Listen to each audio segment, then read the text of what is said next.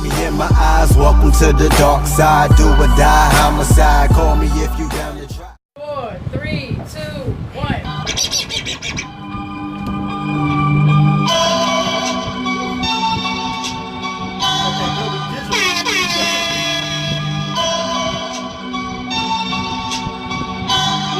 My eyes, welcome to the dark side. Do or die, homicide. Call me if you down to try. You gotta sell your soul just to see a few dollars. Looking at the devil like I'm good, homie. I'll holler.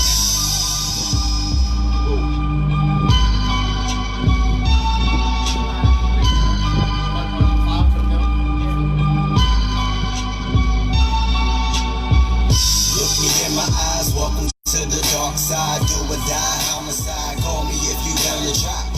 Everybody getting money like I said they would. Call on me, let me put you in a better hood. Dark side, dark side. Filthy rich and we won't die. Dark side, dark side. Let me bring you to the sky. Hold it up, let me see if you good enough. Hold it up, point it at a nigga that is cool as fuck. Get it back for the reasons you've been broken up. Busted twice in this life, niggas, this your sacrifice. We promise it all, the money, the power. There's gonna be a lot of things you may not encounter. You gon' get a lot of hate, but they just some doubters. This the dark side, they just mad, they still ain't ours. Dark side. Are we good? Dark side. Your mic now.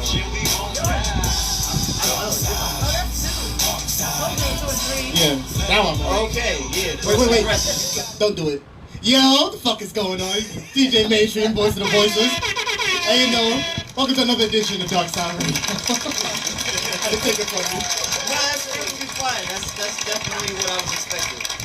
So, in case you're wondering what the fuck is going on and what you've been reading these last couple of days on my end, Darkside Radio's social accounts, this is actually my last show with WVMR, Darkside Radio. So, I thought it was only fitting that I bring back the king of interviews and the king of this radio-ish, Mainstream himself, to interview me as I get ready for the new project that I've been working on for this last year and some change, called Far From Home. You know, listen. I am not the king. I'm the uncrowned king. But I will let you know, one, before I say anything else, Blackout, thank you very much. No problem. In the most respectful way possible, we've gone through it down a petty path. Yes, we have. We've gone through multiple co-hosts. Yeah, we have. I'm gonna say this respectfully. What's up, Jenny? Say this respectfully. We went through a lot of bitches. But now we've come through to here. Yeah. And if anything, I appreciate you so much. Mm-hmm. If you would have ever told me that E-Train ride was going to turn into this, yeah, that's a fact. I would have never guessed. Yeah. Brother, I appreciate you. Appreciate you. Wait. Let's do it right. We got to do the ghost handshake, because I'm Tommy, and then Wakanda forever. Yeah, so, yeah, just because the movie is on DVD, I don't mean shit. We still live this shit. And in my Blackout fashion, you know, I wore Black Panther for a reason. That's a fact. I wore this shirt. Just similar. Listen, if you haven't followed Darkside Radio this long, Blackout is one of the truest, in the purest form, how you interview an artist, a personality, what have you. I've enjoyed these 2 years of sitting back there and watching you work. Thank you. And it's been an amazing ride, brother. I appreciate you so much. Thank you. But all the pleasantries out of the way. I gotta do my thing. Oh yeah, go ahead. Because we had this conversation in private on the phone a few days ago. Yes, we did. But I have to let it be known to everybody out here. Y'all don't understand how appreciative and grateful somebody like me is. Like, when he's referring to that E-Train ride home, that was the first time we actually really got a chance to meet and converse. Mm-hmm. First time we met was at the spot. The spot. Ironically, it's called the spot. Yeah. For that event, for the music event, and then I had the interview that week later. Right. So, for all of y'all who wasn't privy to all that information or whatever, we really got cool because I was friends with Mastermind, which is his man. Y'all know him. You know, I was friends with him back in the day when we was always hitting house parties and everything together. So it was kind of like a little bit of a cosign, a little bit. Mm-hmm. But when we was taking the train ride home back to Darkside, Queens, this nigga Mastermind was knocked out asleep. So it was just me and this nigga that I really just started speaking to for the first time, mainstream. And he's telling me about his dreams, aspirations, and music and shit. And I've heard it a million times before. And I was just like, alright, if he does it, that's cool. If he doesn't, then that's just another nigga that has been talking in my ear about shit that just doesn't happen. Right. But the sincerity and the passion that he had, I was believing in it and I was respecting it. And I was like, that's what's up, do your thing. And he asked me and I told him, I was like, if there's anything you need, let me know. And let's just be clear about this. Before this nigga mainstream came along, before WVMR came along, Blackout the Rebel was not thinking about a radio station. There was no Darkside Radio in the works. There was no website for a radio station or any of that in the works. I had no radio experience. Okay, I had no affiliation really in this industry like that, except for somebody that fucked him over. So honestly, there's a lot of reasons why I feel like he could have passed me over, and he chose not to and just went with his gut and was just like, nah, let me see what this guy can do. So I appreciate you and I respect you for that, for giving me the chance when I had no fucking experience. I had no idea what the fuck I was doing when I first started. I'm gonna tell you the truth. I didn't need him. Go ahead. Nah, I mean that's it. I'm not gonna like go too far or go too long with this because we got a lot of shit to cover and talk about. But yeah, I definitely want to thank Mainstream. I want to thank everybody at WVMR. Of course, Mom, aka Cool Shell. Everybody in the voiceless music. Everybody that's voiceless music. Miko Sky over there like a fucking peeping Tom. Yeah, I respect and love everybody. I had a great ass fucking time. And don't worry, Darkside Radio is not dead. We just not gonna be a WVMR right now. For petty ass reasons. Voiceless music, baby. Yeah. They forgot. Shouldn't throw rocks. Anyway. Wow. You know what? So anyway, you was gonna say. For 1 second, I'm gonna let my sound effects speak for me. You stupid. Anyway, but yeah, because that's become a staple at Darkside Radio, my sound effects. But yeah, if anything, I appreciate you so much. But you know what? It's not about me or Darkside Radio WVMR. It's about you as the artist, because in his humblest way, he's always said, "Don't forget, I got bars out here." And Blackout is, regardless of what anybody says, is probably one of the most accomplished MCs out there. Not only just because of the fact that he's been doing this music thing for quite a while, but because of the fact that, you know, he's been Voice Music Award nominated. I really don't want to bring it up. I'm not trying to be petty. But he's a multi-time Voice Music Award nominee. It's for a good reason. I've literally sat there and watched his progression from the end all the way to with the new project coming out. So I guess, I'll start how I would start as me as an interviewer. Let's do it. My first question is something that no one's really ever asked you. Okay. Why?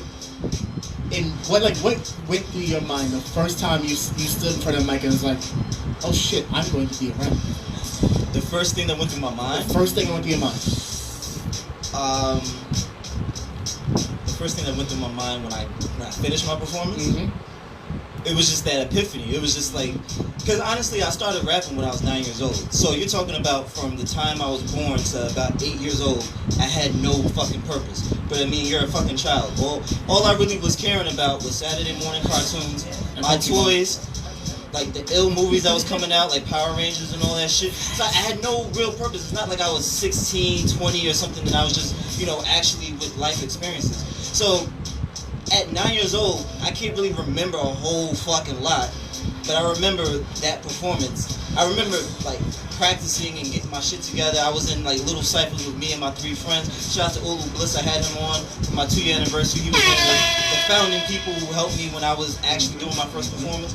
When I got off there, I didn't know that it was gonna be what it was. Like I just felt like, all right, we have to do something for this fucking class. We have to do a performance. Why not rap? I didn't think it was gonna turn into this. All I knew was Will Smith, Tupac, Biggie, Nas, and I was like, and LL Cool J, and I was like, all right, fuck it, why not? Why can't I try that? Just for fun, just for kicks. Getting off of that stage though, it was like the biggest rush and the biggest high I've ever felt.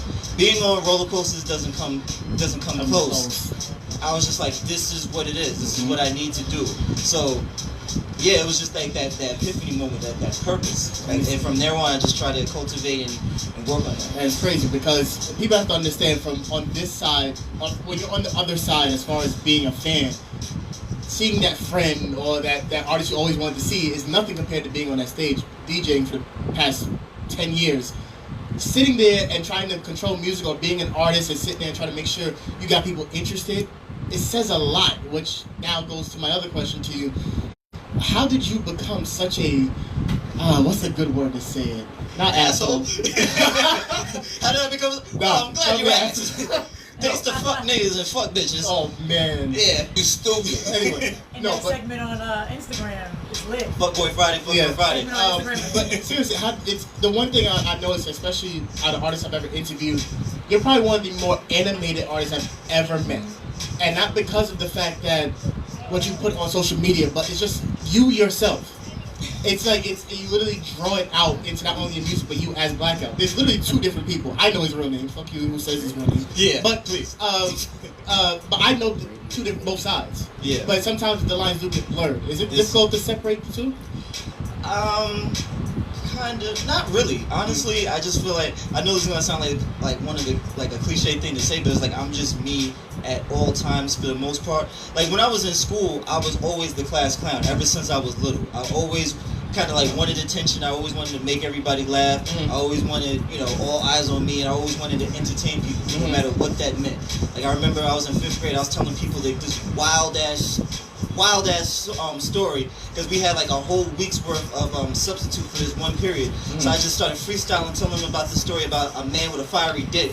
And every single time, like I kid you not, it went from my friends, like my little circle, to the whole class, to like the teacher and people passing by was like, yo, what the fuck is this story about? It was so captivating and so funny. Even though I was saying a bunch of wild, fucked up curse words and stuff like that, they couldn't help but be entertained and laugh. So I always loved that. I always grew up watching stand-up comedy with my dad. Nice. So I always kind of wanted to emulate that. I used to watch Comic View and shit like that. Just talking about that. Yeah, so I think all of that played a big part into me being the artist. I always wanted to make it seem that yes, I'm an artist, yes, I'm on this big stage, but just because I'm on a higher elevation than you doesn't mean that that's a metaphor. Like, I'm not higher than you in life or anything. Like, I'm just like you. I want to make songs that you can understand no matter if you're rich or you're poor, whether you're healthy or you're sick or anything like that. So with that type of openness and vulnerability and realism, I wanted to make sure that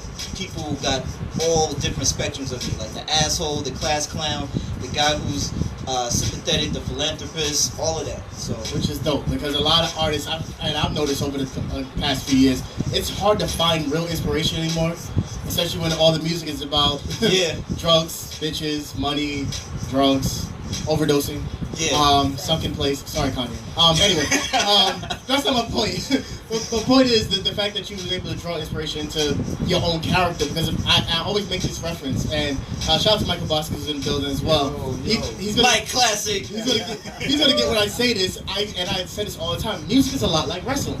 Oh yeah, definitely. And the premise I put in is you watch your favorite wrestling character, you enjoy watching him just like you enjoy listening to your favorite artist's music all the time.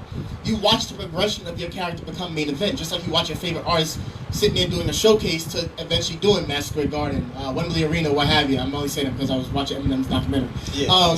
And then you even think about after a while, they win that belt, that's when they get that Grammy. Or they got that #1 album, or they got that major record deal they've been waiting for. So watching your progression from the end to now, it's like, wow, you really went from like, okay, I'm scratching the claw into, yeah, motherfucker, I'm here. I'm saying this in my Blackout voice, but yeah, motherfucker, I'm here. I'm here right now. And I think the great part is I've been grateful enough to sit here and watch that progression. Well, thank you. And I gotta mention Train of Thought because honestly, and people are going to feel a way when I say this, it's not the reason why he's nominated, but it was one of the most clever concept albums I've actually got to sit and listen to in a long time. Everything from the name of the songs to the trains in the background. If you don't know, it follows the E-Train route all the way through. I think it's so dope. So thank you. But why? Because I feel like a lot of people lose that now.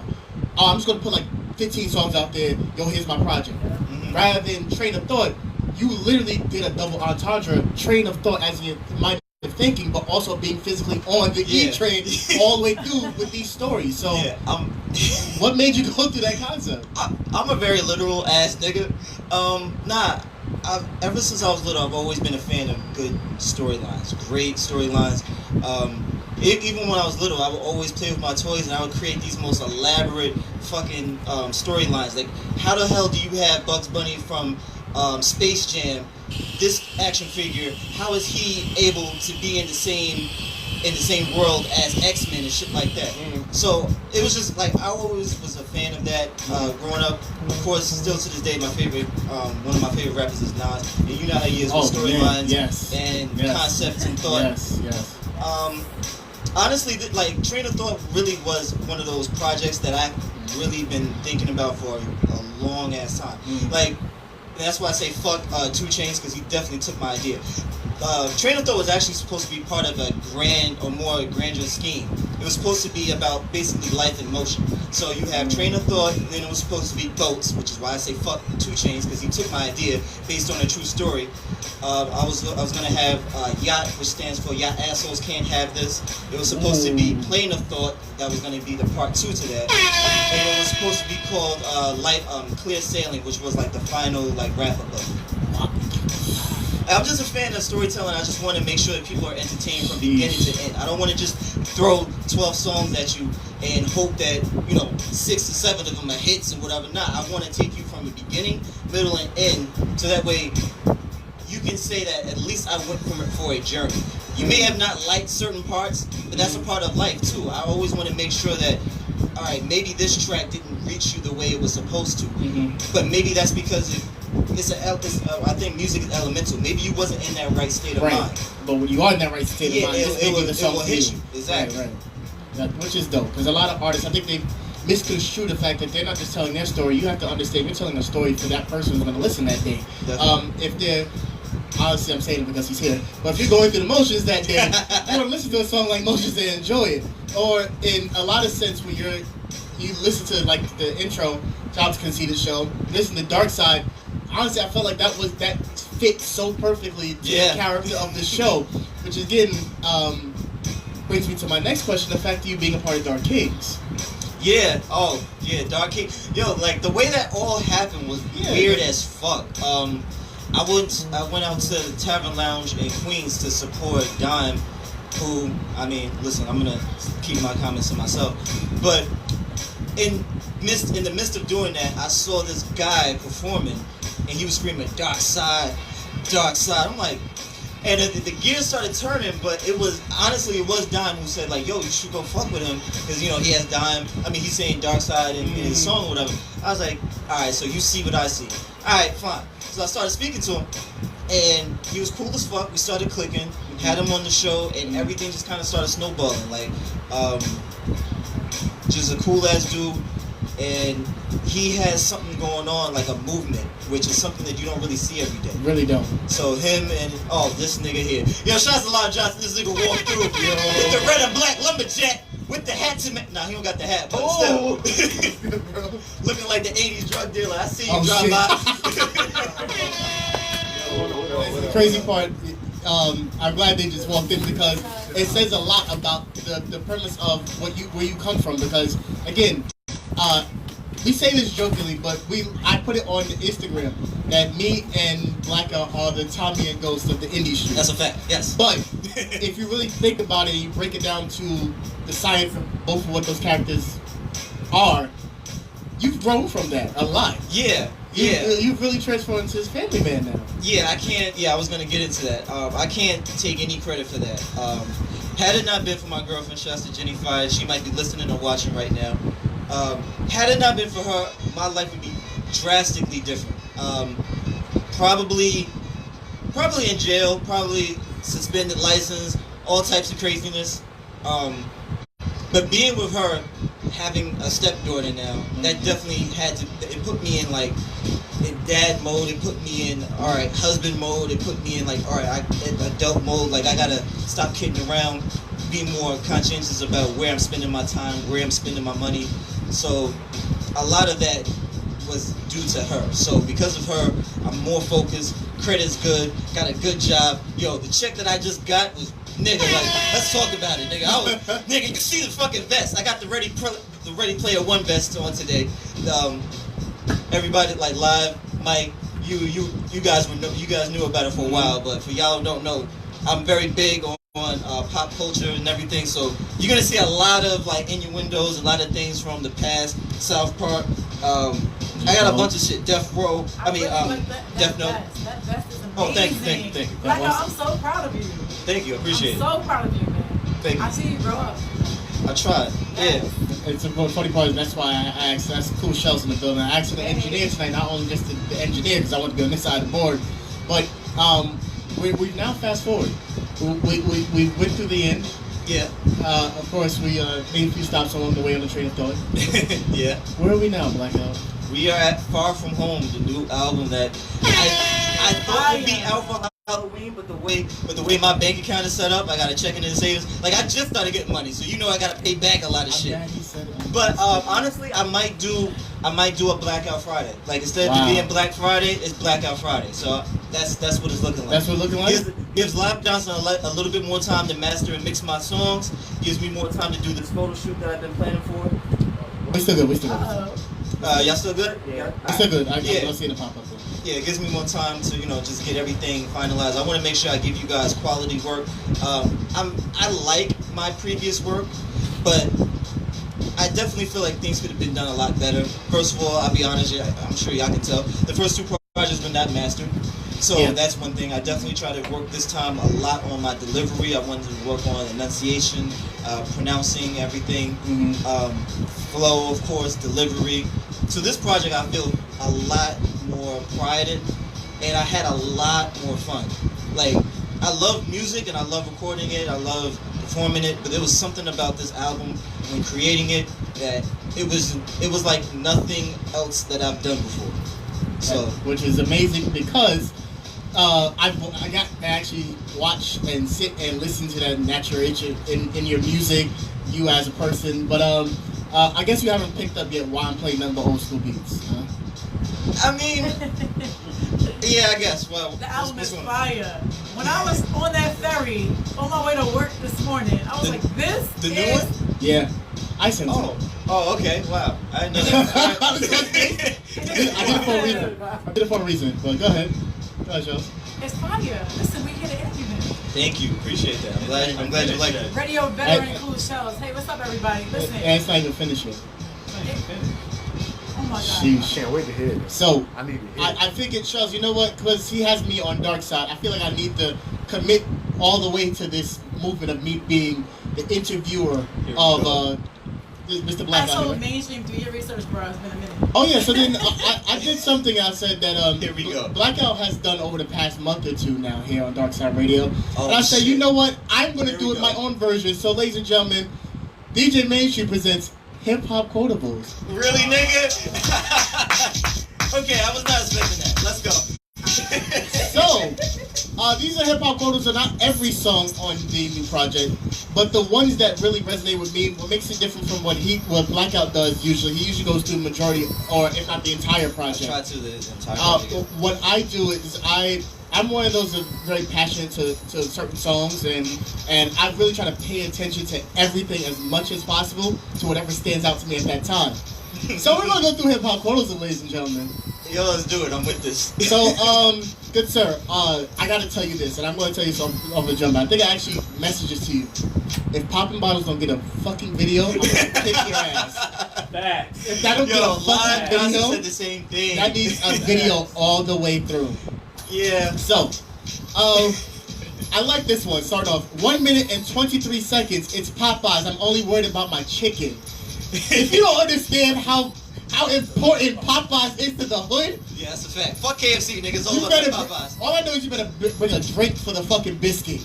Yeah. Because if you do a lot of will die. biscuit, you kill yourself. That's a fact. Kill yourself. But the way that was put together, I'm like, yo, I was hungry when I heard it too.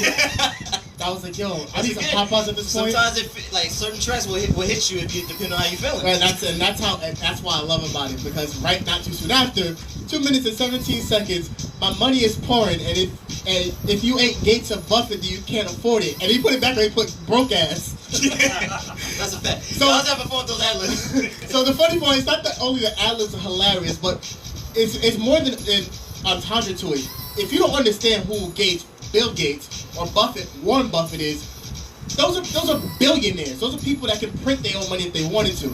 That's how much Blackout's money needs to be pouring after this album drops. You have to understand. Yeah, nigga, I gotta check it and save and a this few nigga. straws. He said 1 cup and a few straws. Oh yeah, in the beginning. Like, I love that part. Yeah. That Yeah, part. I'm petty as fuck. I got Yes. my favorite too, you know.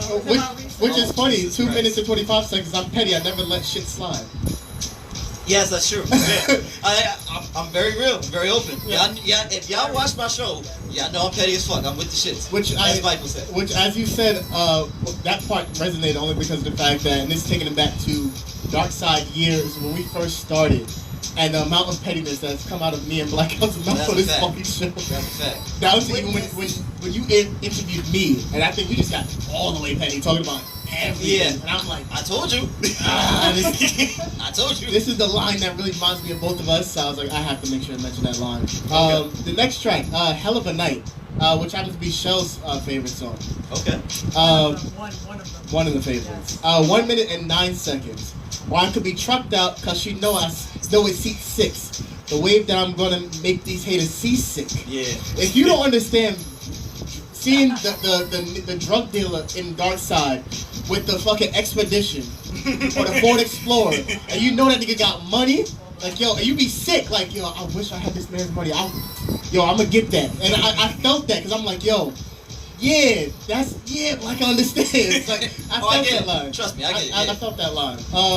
2 minutes and 7 seconds. You looking too good, so sorry I gotta take it. He a hard rock. I gotta beat him with the paper. And I'm in the cut with the scissors. Yo, the way he put together rock, paper, scissors. Thank you. The way he You put got it. rock, paper, scissors together. I tried. Like what? Okay, before we go to, I don't even know. I don't even know. I wasn't playing rock, paper, scissors. I was just trying to be creative and have flavor with the delivery. I don't know. It just happened. I had to say it's probably one of the. I have to add. Hold on, talk your shit live. I didn't really get that until I actually was mixing this song. I was Okay. Right? Like it was so clever. But it was at a point where you didn't expect it to hit. Like, and if you have to listen to my fourth, because I had listened about the fifth or sixth time. That's crazy though that you say that. Yeah. Because I've been listening to Black for so long that when you said it, I said that's a classic Blackout line. I understood it as soon as you said hard rock. I said I already know it's going. I know Black. I know Black. He gonna hit a rock paper scissors line, so it didn't surprise me. It was a dope line. But so it was like, it's such a dope line because it was Yeah. after the fifth or sixth time I was like, oh shit, rock, paper, scissors. Yeah. Yo, fucking clever, man. I tried, man. Fucking I clever. tried. I have to touch on this one only because this is my favorite song. And it's the one I had the most quotes from. Okay. Halfway Home. I need, That was my number 1. that is it? Yes. Explain the thought process that goes into Halfway Home. Halfway Home is basically like it's like the title track of the album, basically. For those of you guys who wasn't paying attention, who watched that show, shout outs to Zoo Tuesdays, shout outs to Smiley. I did the interview with her last year around this time, and I gave them exclusive about what was coming next. And at that time, I had a dream, and in the dream, it was this reoccurring thought of far from home. What the fuck does that really mean for me? So I started thinking about it, and I was thinking about this concept of this person who has aspirations to do something in life. Right. And in so doing it, he realizes that this is not what is cracked up to be. There's a lot more that goes on behind the scenes that he was not prepared for. And once he realizes that, he comes to the conclusion that he's not the person that he was when he first started. So now it's a road of redemption to get back to who he used to be around the people that he used to be around, and Yeah, so Halfway Home is basically like the title track, where it's just like, I'm on my way home now. Like, I want to be back to the regular Blackout. I'm not going to say my government, but I want to be back to that person. Right. Yeah. Well, the very beginning, like, you have to understand, and shout out to Loud Johnson again, because the first thing I did was hit up Live, like, yo, did you produce Halfway Home? Yeah, I saw that. Because I'm like, the way this song has hit me. Yeah. Yeah. And this is again the testament to how Live produces. Mm-hmm. There's songs that when you know it's his production behind it, and it's like, you don't just feel the beat, you feel the whole song in your heart, in your soul. And that's the reason why I'm like, I'm sitting there listening. It's the one song that put me in that mood. And everybody knows I've had a rough week into the weekend. And Halfway Home has been my fucking. It's been a journey. Yeah, that Halfway Home was my song for the entire weekend, and it's no bullshit. Not because he's sitting here.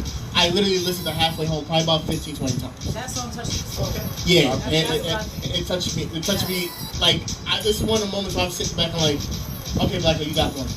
This is the one. This is the song. 51 seconds in, I'm finally sobering up, getting my mind right. As I drive in my rear view turns into hindsight. If you don't understand hindsight, the definition, understanding of a situation or event that only after it has happened or developed. Like, in a sense, with hindsight, I should have never gone. You have to understand the concept of the song itself, and I'll make sure I play it right after this. The understanding of the fact that it's like reality has hit him as this character. And the understanding is already there, like, okay, what's happened is already behind me. I gotta look forward now, because I want to get back to that person I used to be, not the person I was. And then, like, listen to that, I was like, okay, I can draw a relation to that. Because that's how I feel. I'm like, it's just so real. It's so authentic, like, Thank you. Appreciate that. I'm passionate about music, and you told the story, and your state of mind where you were in that song when you did it. I was just like, was he in my head today? yeah, right? Like, I felt the same way. I felt the same. Like, I felt like for a minute, Blackout understood what was going on around in that one song and put it into music. Yeah. And it was like, okay, guys, I know y'all going through this shit. Here, listen to this. Everything will be understood afterwards. And I really felt that was the song, man. It's a classic. 1 minute, 12 seconds. They have no idea what it takes to bring a verse to life, let alone a whole song or a whole album. They can never comprehend the volume of these volumes. Yeah. What do you mean by that? Well, it's kind of it's kind of like manipulation of words, because they'll never understand they'll never comprehend the value of these volumes. It's like volumes, like the actual prescription drug, right, or volumes, like the volumes of music and everything like that.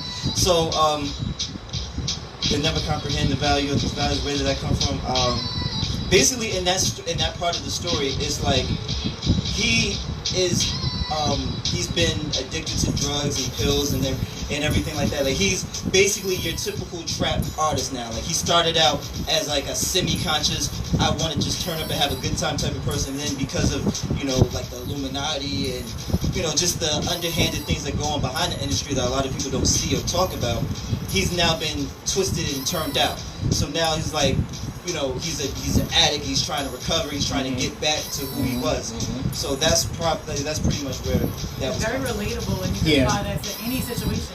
Yeah, that's what I like about it. You really can. The reason why I even brought it up, not just because of the concept of that verse, but you have to understand, as a DJ, everybody just sees the person who comes up with their laptop and plays music, or the artist who just comes to the stage, spits a few bars. You say, ooh, ah. Oh, that song is hot, I'm going to download it later. But you have to understand, before it even gets to that point, they're sitting down at home, sitting on a toilet, sitting at a friend's house, and writing. There's a lot of writing and preparation. Same thing, and I'm not even going to draw it to me as a DJ, but in general, there's a lot of preparation that goes to being in this entertainment industry as an artist, as a DJ, as a producer, as a singer, or even a radio personality. It's a lot of prep. It's like, in the words of Blackout, you have to be Batman with the prep time. Yeah.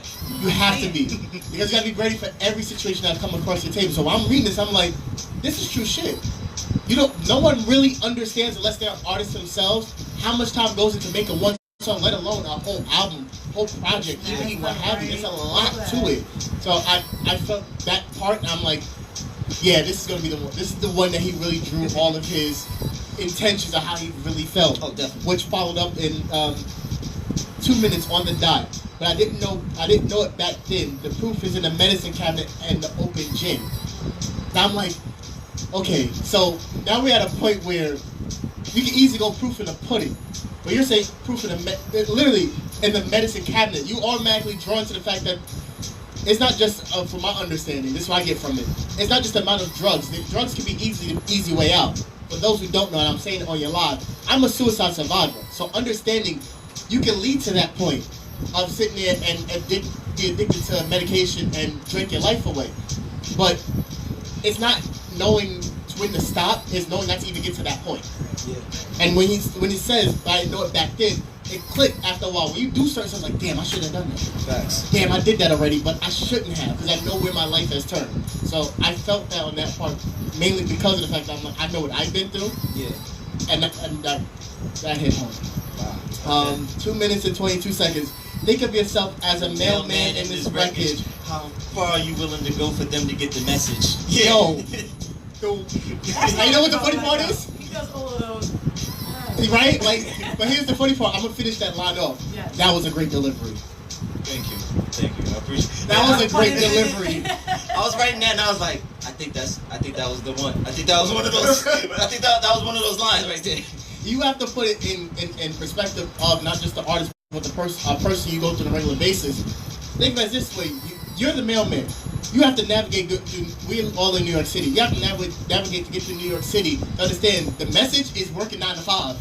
I won't be here, but it's fucking 9 to 5. But I'm doing what I need to do to get through the day. Mm-hmm. The wreckage is what goes on around you. The train traffic ahead of us. Showtime, everybody! Showtime, everybody! Grand Central, the Belt Parkway, whatever it may be. All that is the wreckage you're leading up to get through. And when I heard that, I'm like, damn, how am I going to get through? And I'm like, this is the line that puts that into perspective, frankly. And the number one part that finishes off, and I think this is probably the most relatable line in all of the songs I listen to from you. Okay. Stubborn is a language I speak fluently. And you have to understand, not just as a man, but just as humans ourselves, we are such a stubborn culture. Yeah. And we can sit there and say we can't speak Spanish, Indian, what have you, but stubborn is international. And when you're a pissed off person and you don't want to listen to somebody because they're trying to tell you right, there's the fluent language right there. Okay, you're just being stubborn. No, I'm not. No, you're being stubborn. Yeah. And we understand that better than anybody. Blackout, I appreciate you for that. Thanks. Ladies and gentlemen, that's been hip hop voters for me. Ooh, okay. I was not expecting that at all. It's so weird to be on the opposite side of that. So, mainstream, are you gonna play this song? Yeah. Halfway home. I don't know if I can explain it any more than from what I relate to it. You gotta hear it. Can you add anything else to it before it gets played for the first time? I'm just gonna, I'm gonna throw to it and I'm gonna give y'all the context of it afterwards. Okay. So, Blackout the Rebel, Darkside Radio, you know what it is. New album coming out, Blackout Friday, Far From Home. This is one of the new joints called Halfway Home. This is the self-titled, but basically the title track of the album. Check it out right now.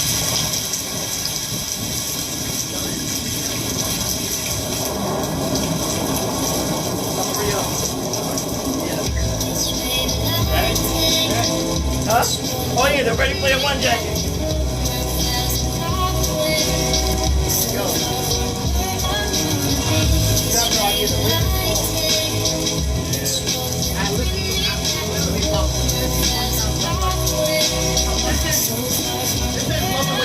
Thoughts begin to rise, I'm caught up in this battle. Prepare myself for the longest of all battles. Depression, anxiety, guilt, yeah I have it. For this trip I'm carrying a whole lot of baggage, nobody can match it. Thought I could hack it, the way that I attacked it. Could've used a different tactic. I'm finally sobering up and getting my mind right. As I'm driving, my rear view turns into hindsight. Started seeing people I turned a blind eye to. The people I mistreated, took for granted and lied to. I was naive, trying to share fame with friends, and thinking things could never be the same again. But really love them, and I guess it's worth a try. They have no idea what I sacrificed to bring our first to life, let alone a whole song or an album. They never comprehend the value of these values.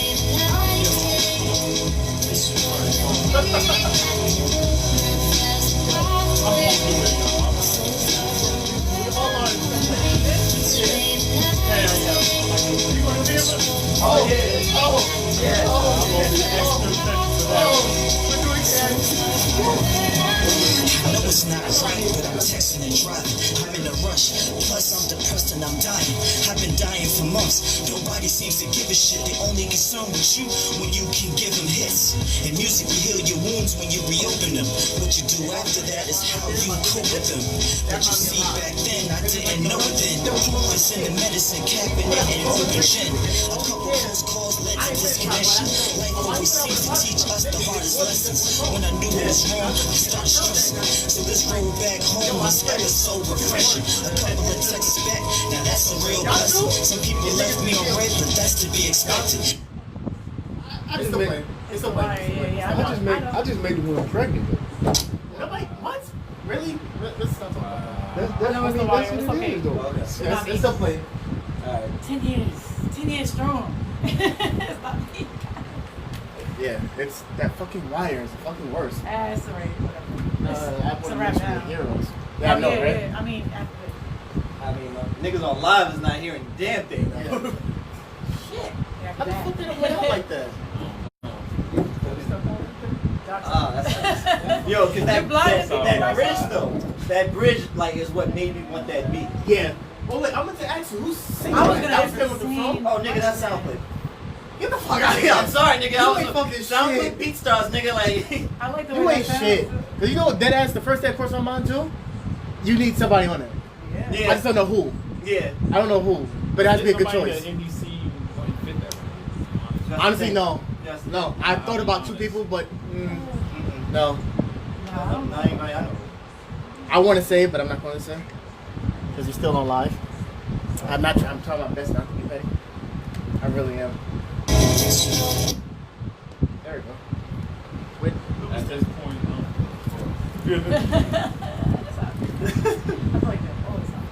Touch something over there. Wires. Yeah, just the whole fucking bridge.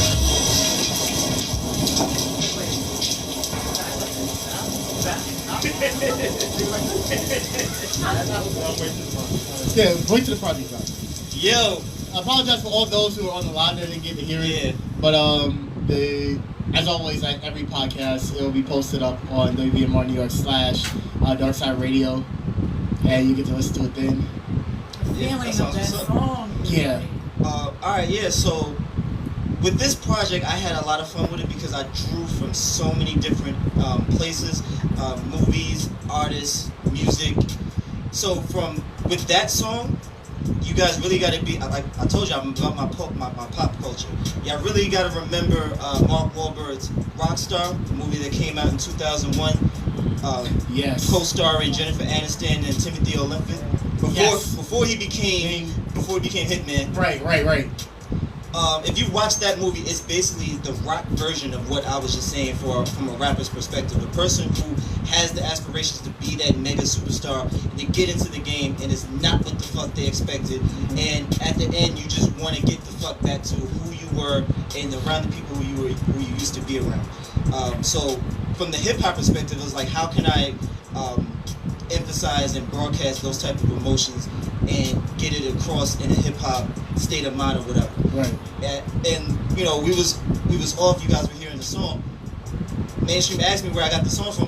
Nigga, I'm just like any other struggling artist or whatever, you know, emerging artist. Nigga, SoundClick BeatStars holds niggas down for real. I can't. You ain't sure. Nigga, those $25, $50, $30 leases, nigga, them just be holding nigga down. Facts. You ain't yeah. shit.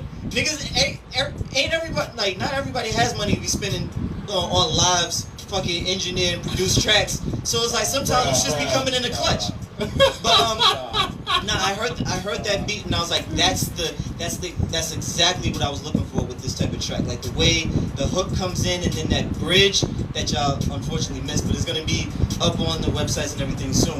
But that's what made me want to use that track, and that's where Halfway Home and Far From Home came I So think Blackout. Sorry, Go ahead, mainstream. Because I have some of my favorites, and I really want to get into that. Yo, talk your shit, beloved. Go ahead. Hey, now. Now, Mind, Body, and Soul Ah. is one of my favorites. Mm-hmm. Popping Bottles and Halfway Home. But I want to get into what inspired Mind, Body, and Soul, because one line hit me when I was on the ferry, right? Okay. Illuminati got my mind, soul, and body. That's what you wrote. That's Yeah. what you said. Okay, funny thing about that track is, once again, SoundClick and BeatStars. When I went to SoundClick, the beat actually said Rockefeller era type beat. And if anybody knows where that whole song, where that line comes from, it's popular because of Jay-Z. Illuminati got my mind, soul, and body from his track The Eagles off of his Reasonable Doubt classic album. So from it just kind of felt like it all kind of fell into place. So I was just like, all right, mind, soul, body. Where can I go with this? And that was basically the song where I'm speaking about, okay, I'm out, I want to get out of the game, I just want to be a regular old Joe, just chill with my niggas, and just live life. That's the song where it's just like the Illuminati, the powers that be, they're all like, nah, nigga, like that's not what you signed up for, nigga. Right. Like you're like it's like this La Costa Nostra out this bitch, nigga. You gotta go out, you gotta go out, it's blood and blood out, nigga. You gotta die for this shit. I think that's one of my favorites, cause not just because of the title, but you're explaining like the slavery that goes on, like everything that goes on. Like America is slavery, you know, we're enslaved. This is a desert land. This is the wilderness. Like this is. I'm serious. Nah, yo. I'm passionate. I had a lot of fun with that track, especially the last verse. I definitely want you guys to pay attention to the last verse whenever you guys pick it up and hear it. I could have wrote a book. Oh, I mean, listen. By all means, talk your shit. No, you said a few things, and it's funny because I didn't know mainstream was gonna do that because I did the same thing. Oh wow! Yeah. All right, I didn't know. Go ahead. Talk your shit. Well, go ahead. So I love Mind, Body, Soul. I also love Halfway Home. Thank you. My point of that Halfway Home, did the industry influence you? Did society? Hell fucking yeah! Yo, this industry influenced the shit out of this fucking project. Yes. The way some of y'all bitch niggas be acting. Hold on, y'all. Listen, man. When you get back on my Darkside Radio Blackout shit, you better get some guns in this motherfucker. You better get those guns on the face. Hold on. Mad motherfuckers inspired this fucking project. The way some of y'all niggas carry yourself, and I was having that conversation with mainstream with you a few days ago. I feel like honestly, I'm very proud of it. Dirty 30 in the building. 88. I got it on the back of this vest, the Ready Player One vest. I feel like honestly, when you look at it, it's no secret.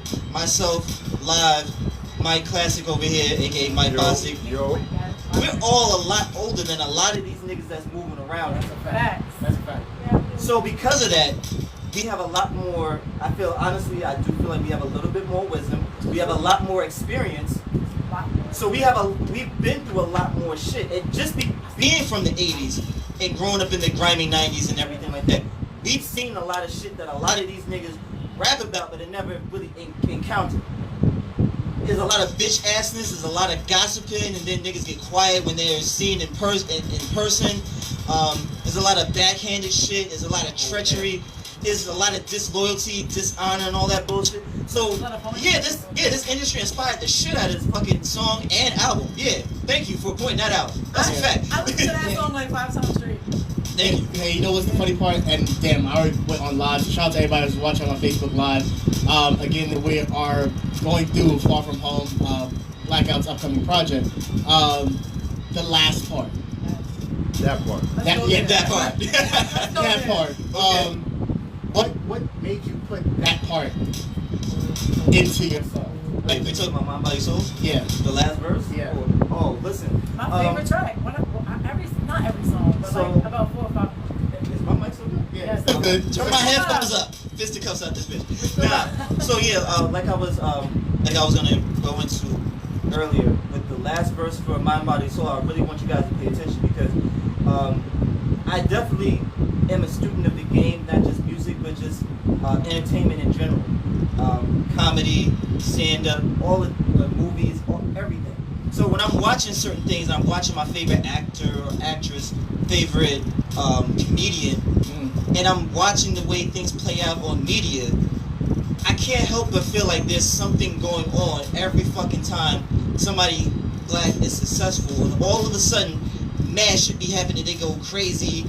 They get arrested. They start getting addicted to drugs. They get murdered out of nowhere.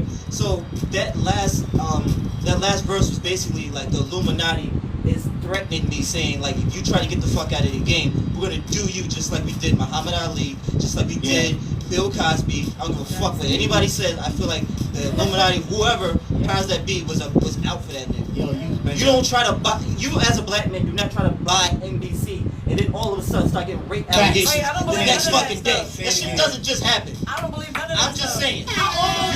Y'all might feel different, but that's just how I feel. But there's so many artists, there's so many people that I feel like that's happened to, and we just turn a blind eye to it because we get distracted by these funny memes that are created, and we, get distracted by the next thing. It's a little thing I call it. Honestly, I call it distrainment. Combination of distraction and entertainment. The new NBA 2K19 comes out, the new iPhone comes out, the new Jordans come out. It's a new fucking meme that everybody is sharing and liking. It's a new app. There's so many different things that take our concentration and focus off of what the fuck is actually going on, that people sometimes look over the fact that, there is something seriously going on behind the scenes. Right. Not every single fucking person that's African American is fucking crazy, is fucking addicted to drugs, is getting murdered, and it's no fucking big deal. Right. Something is fucking happening. And I think people need to. We're out of order, and people don't understand what I'm saying, but we're out of order because of America. They take us off what we really should be doing. It's flipped. That? And which is ironic because that whole thing is Lauryn Hill, Kaepernick, and I'm like, shit. It just put a lot of things in perspective. I was like, just so happen to be my body and soul with it. I know, it's totally Shell's thing. But I just thought it was really dope because it's like you put it all. You made the song that if it was a bigger artist, they'd pay a lot more attention to, but then they'll shun it after a while because of the fact that it's uncovering what's really going on. Yeah. So you did the song nobody else was going to do, but you have to. Listen, I have Rebel in my arm for a reason. I always felt like I go against the grain. While everybody's talking about fucking and partying and killing people, except for killing people. I said that to you on one of the interviews I interviewed you. Yeah. On Train of Thought. Mm-hmm. And I was like, you're doing something that nobody's doing, and I respect it. Thank you, I appreciate that. That's because you're my son. No, thank you, I appreciate that. Yeah, with the exception of killing people, fucking and partying, I don't mind. You do what you do. There's a time and a place for everything. That's okay. But I just feel like everybody who's trying to get on is pretty much trying to do that type of shit. Mm-hmm. And it's just like, well, where is the people that's actually giving you storylines? Where's people that's actually giving you songs about vulnerability in relationships? Where's the songs about being conscious about who you are as a person, trying to be right and be decent to a motherfucker? Things that make you think, things that make you feel. While y'all all doing that shit, I'll do that shit. And then I'll, also challenge authority, challenge education, challenge politics, all that shit. That's, I think, everything that encompasses being a rebel. So I try to wear that shit to the max. As you should. I respect that. I guess we might as well just go into the song, right? My body soul? Yeah. Hey, shit, why not? Let's do it. So you want to introduce it? Yo, listen, Blackout the Rebel. I'm getting interviewed by this nigga Mainstream, WBMR, Darkside Radio. This is Mind, Body, and Soul off the new project Far From Home coming out Blackout Friday. Wait, this Friday? Blackout Friday. Black Friday, Thanksgiving. Yeah, I did that. Dear God, I wonder, can you save me? Yeah. Traded in my holy for That's a fact. There you go. The first respect was like, All these girls is naughty and they all wanna party. Illuminati got my mind, soul, and body. A whole lot of icy and a whole lot of molly. Illuminati got my mind, soul, and body. Signed a contract. Illuminati got my mind, soul, and body. Every black person that's rich is Illuminati. I trade my hoopty for a Bugatti. From Darkside to a crib in the hills. They gave me ice cause I told them just trying to chill. Dressed in chains, I resemble my ancestors. Fictitious smiles from all of these investors. High-end fashion names I can't pronounce. The best this track produced to help you with that balance. They see me all of my endorsements. I stay on their good side, I get positive reinforcement. I'm good to kick back like fair portion. VIP everywhere, I be courtside when I sport shit. I be taking trips to such exotic places. Good to know it's not just America that's racist. It's crazy how things can escalate that fast, but this black heart is saying you can kiss my black ass. I traded in my hoopty for a brand new Rari. Illuminati got my mind, soul, and body. All these girls is naughty and they all wanna party. Yeah. Illuminati got my mind, soul, and body. A whole lot of Oxy and a whole lot of Molly. Yeah. Illuminati got my mind, soul, and body. I want my life back, but I signed a contract. Damn. Illuminati got my mind, soul, and body. Yo, motherfuck this rapper shit. It's true, money can't buy you happiness. I recognize this is God-given and I'm talented. The way that they exploit your talent is the saddest shit. Went from rapping about living life and getting right.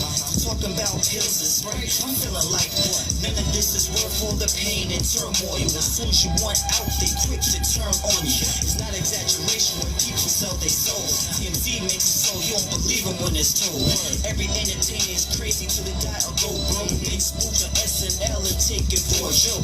So I guess that's what my future will hold. So long as my people's with me when I get sick and old. Cause what's the use of having all this fame and wealth if you have nobody spending all on but yourself? I traded in my hoopty for a brand new Rari. Illuminati got my mind, soul, and body. All these girls is naughty and they all wanna party. Illuminati got my mind, soul, and body. A whole lot of Oxy, a whole lot of Molly.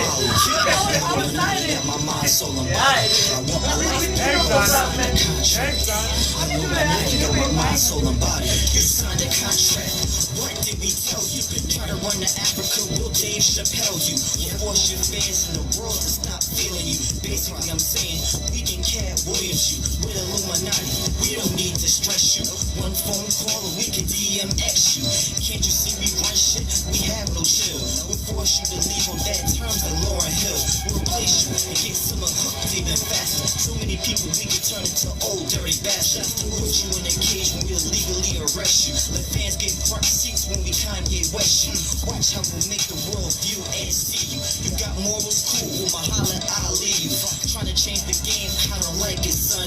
We're gonna fuck your career, worse than Allen Iverson. Go ahead, keep thinking you the shit. You'll never be accepted in your field again, like Colin Kaepernick. Underestimate the power I hold, so watch me destroy your legacy in seconds like Bill Cosby. I traded in my hoopty for a brand new Rari. Illuminati got my mind, soul, and body.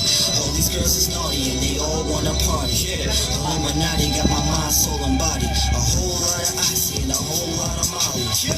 Illuminati got my mind, soul, and body. I want my life back, but I signed a contract. Damn. Illuminati got my mind, soul, and body. Let it play to the end.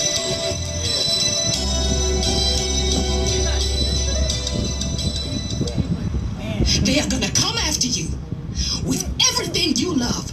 They gonna give you the tools that you need to destroy yourself. Ooh, man. Yo, I really don't understand. Yeah, man. Yo, like I said, I drew inspiration from a lot of places. I had a lot of fun with this album. So what you heard, well, first of all, in the beginning, "Dear God, I wonder can you save me?" That was from Snoop. That was a quote when he did his shit and whatever. But the end, what you're hearing when that lady is like, they're gonna give you the tools that you need to kill yourself. That's a quote from All Eyes on Me, the Tupac movie that just came out. Yes. And that was one of those lines that spoke out to me because that was the conversation she was having with Pac when she was giving him the heads up, like, yo, they're gonna give you everything you need to kill yourself. They're not gonna do it for you. They're gonna make it seem as though you're doing it, but meanwhile they've been behind it with the puppet master the whole time. So Sure, kid. yeah, so I had a lot of fun with that. Yeah, that one. I already said it to him. The other two songs I want to play later, but Okay. this needs a video. This is one of those that's gonna be. Yeah, that needs a video.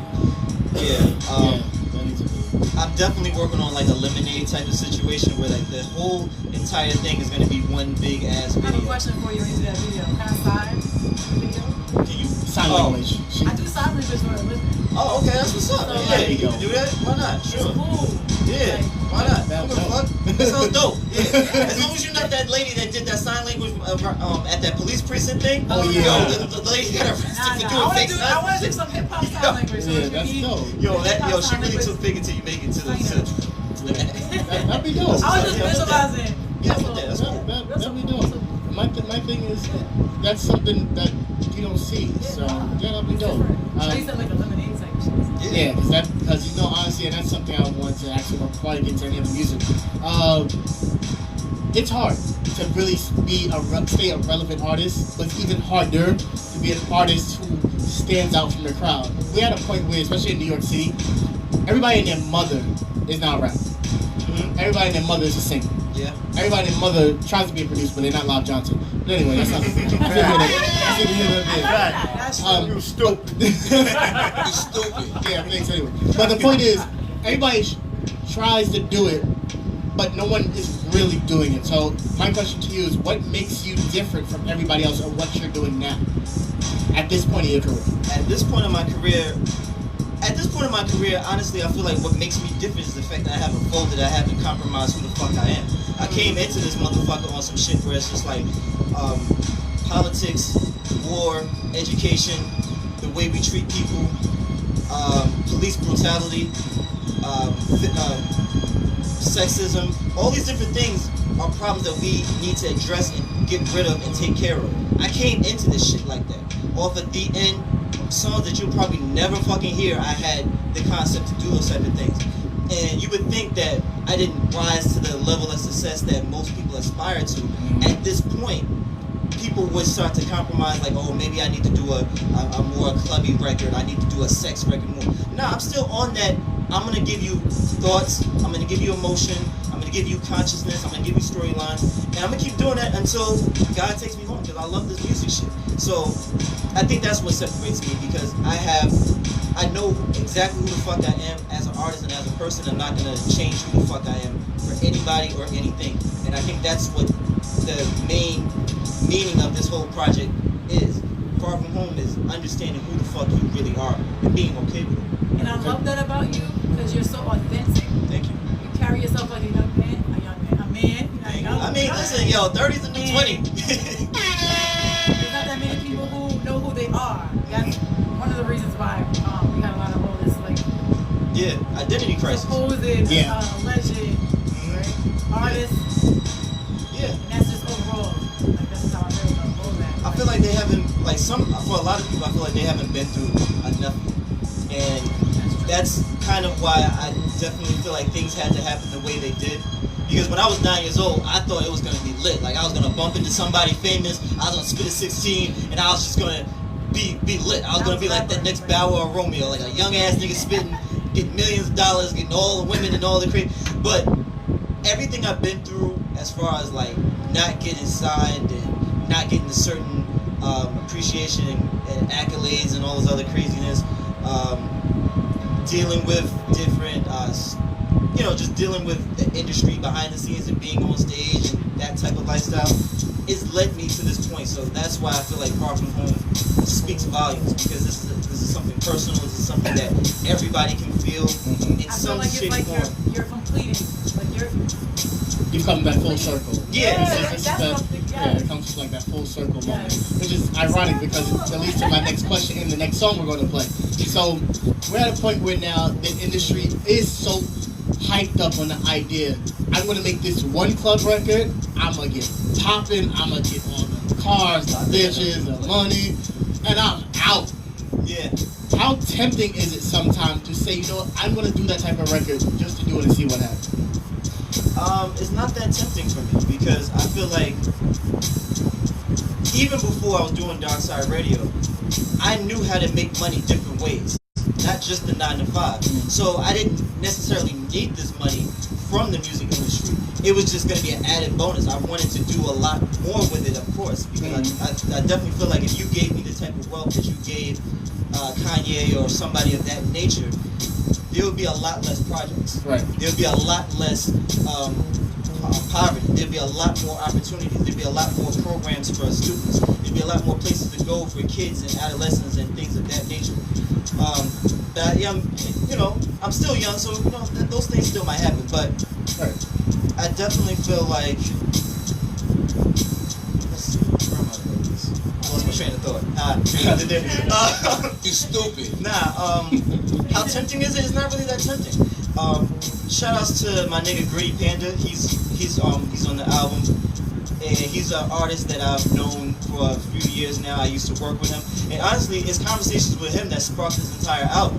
Because he was the main nigga talking about like, yo, I see what you're doing. I appreciate the bars and the delivery. But you need to do shit that's more drippy. You need to do shit that, that bangs in the club, that bangs in the radio, that bangs in the car and shit like that.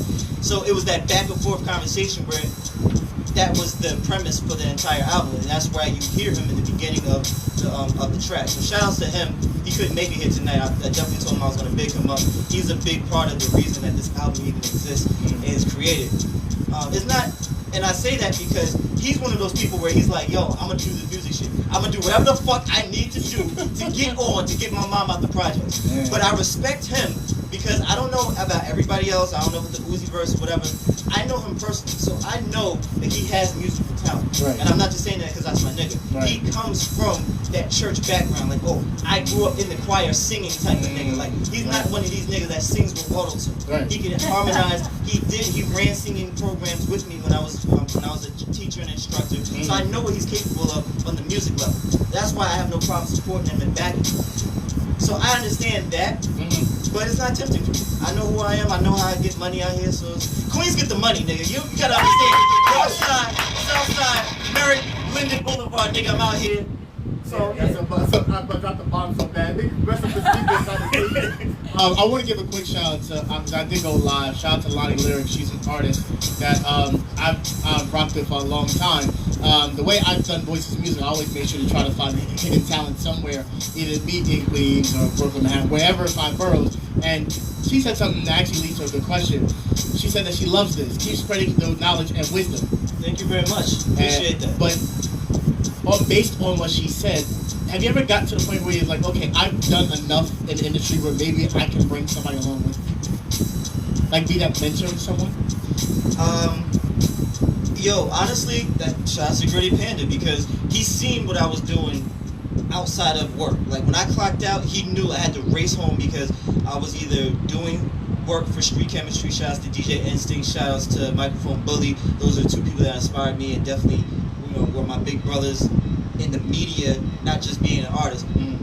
So that he saw what I was doing, and then he saw Darkside Radio, and then he saw that I was back out promoting my music. So he saw I was doing all these things. He was like, yo, all the connections and everything that you're doing, I like it. I want you to be my manager, and you're not like this. There's no backing out of it. Like there's no way you could. There's no in this situation. I was just like, so you got pressure into being a manager? I don't want to take that title. Oh, there's a reason because now we're in a relationship. Because I got pressure to be Miko's manager. That's funny. I never wanted to be his manager. I got pressure to be live manager. Oh shit! Shouts to KDK. She just came. I'll plead the fifth. I was biking it. Oh sheesh. I mean, I never thought of actually having that much influence and somebody feeling that much impact from me as an artist and my music that they want me to kind of like mentor them or like bring them on. So this is all kind of very surprising and I'm appreciative and grateful. And that's my nigga. Like outside of work, we still keep in touch. We still chilling, kicking, and everything. And I try to, I definitely try my best to make sure I look out for the best interest musically. So yeah, like that's my man. If I'm bringing anybody on, it's gonna be him first. Nice. And I wish he would have came here tonight, but he couldn't make it out. But y'all gonna see, like he has some drippy ass music, but I know he's gonna get that shit out the way. He's gonna hit y'all with some real lyrics, some real songs, some real notes. So. And I'm just going to tell him a little bit of the pitfalls and everything that comes from this industry that a lot of people don't tell you about. Unfortunately, most artists have to get into a label before they start getting artist development. This is true. niggas coming in doing Pyramid Club, they don't know shit about fucking artist development. They don't know how to move in the industry. They don't know who to look out for. They don't know what to look out for when it comes to dealing with these radio personalities, when it comes to dealing with people who run showcases, when it comes to people who do all this fucking videography and graphics and shit like that. So I'm definitely gonna make sure that I don't want to facilitate it because he's a grown ass man, but if he brings something to my table like, yo, you think I should fuck with this person? I know enough about this industry, not just in New York, but in throughout, where I can give him the necessary guidance that he needs, and I want to see him do great. I want to see everybody do great, but if he's going to be underneath my wing, I definitely got to pay closer attention to make sure that he does everything he's supposed to do, and I kind of block everything that distracts him. I don't want his life to be a far from home. Right. Oh. Yeah. Ooh, the relation. Tell me a little about Hell of a Night. Hell of a Night. So yeah, like I said, the premise of it basically came from the conversation that me and him would have at the lunch table before we would start work, before all the kids would come downstairs and we have to start, our lessons. He would always tell me like, yo, you need to have more drippy songs, you need to have more shits that pop or whatever.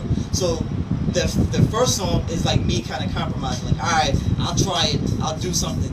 And that's where Hell of a Night came from. If you listen to it, it's not that crazy. It's like, I'm having fun, I'm enjoying myself, this is cool. It's not until you get further into the album that you start to see like, yo, this nigga get turned the fuck out. It went from Hell of a Night to now bitches and drugs and all types of shit. It's like, Jesus Christ, nigga, like, that's a fucking 180.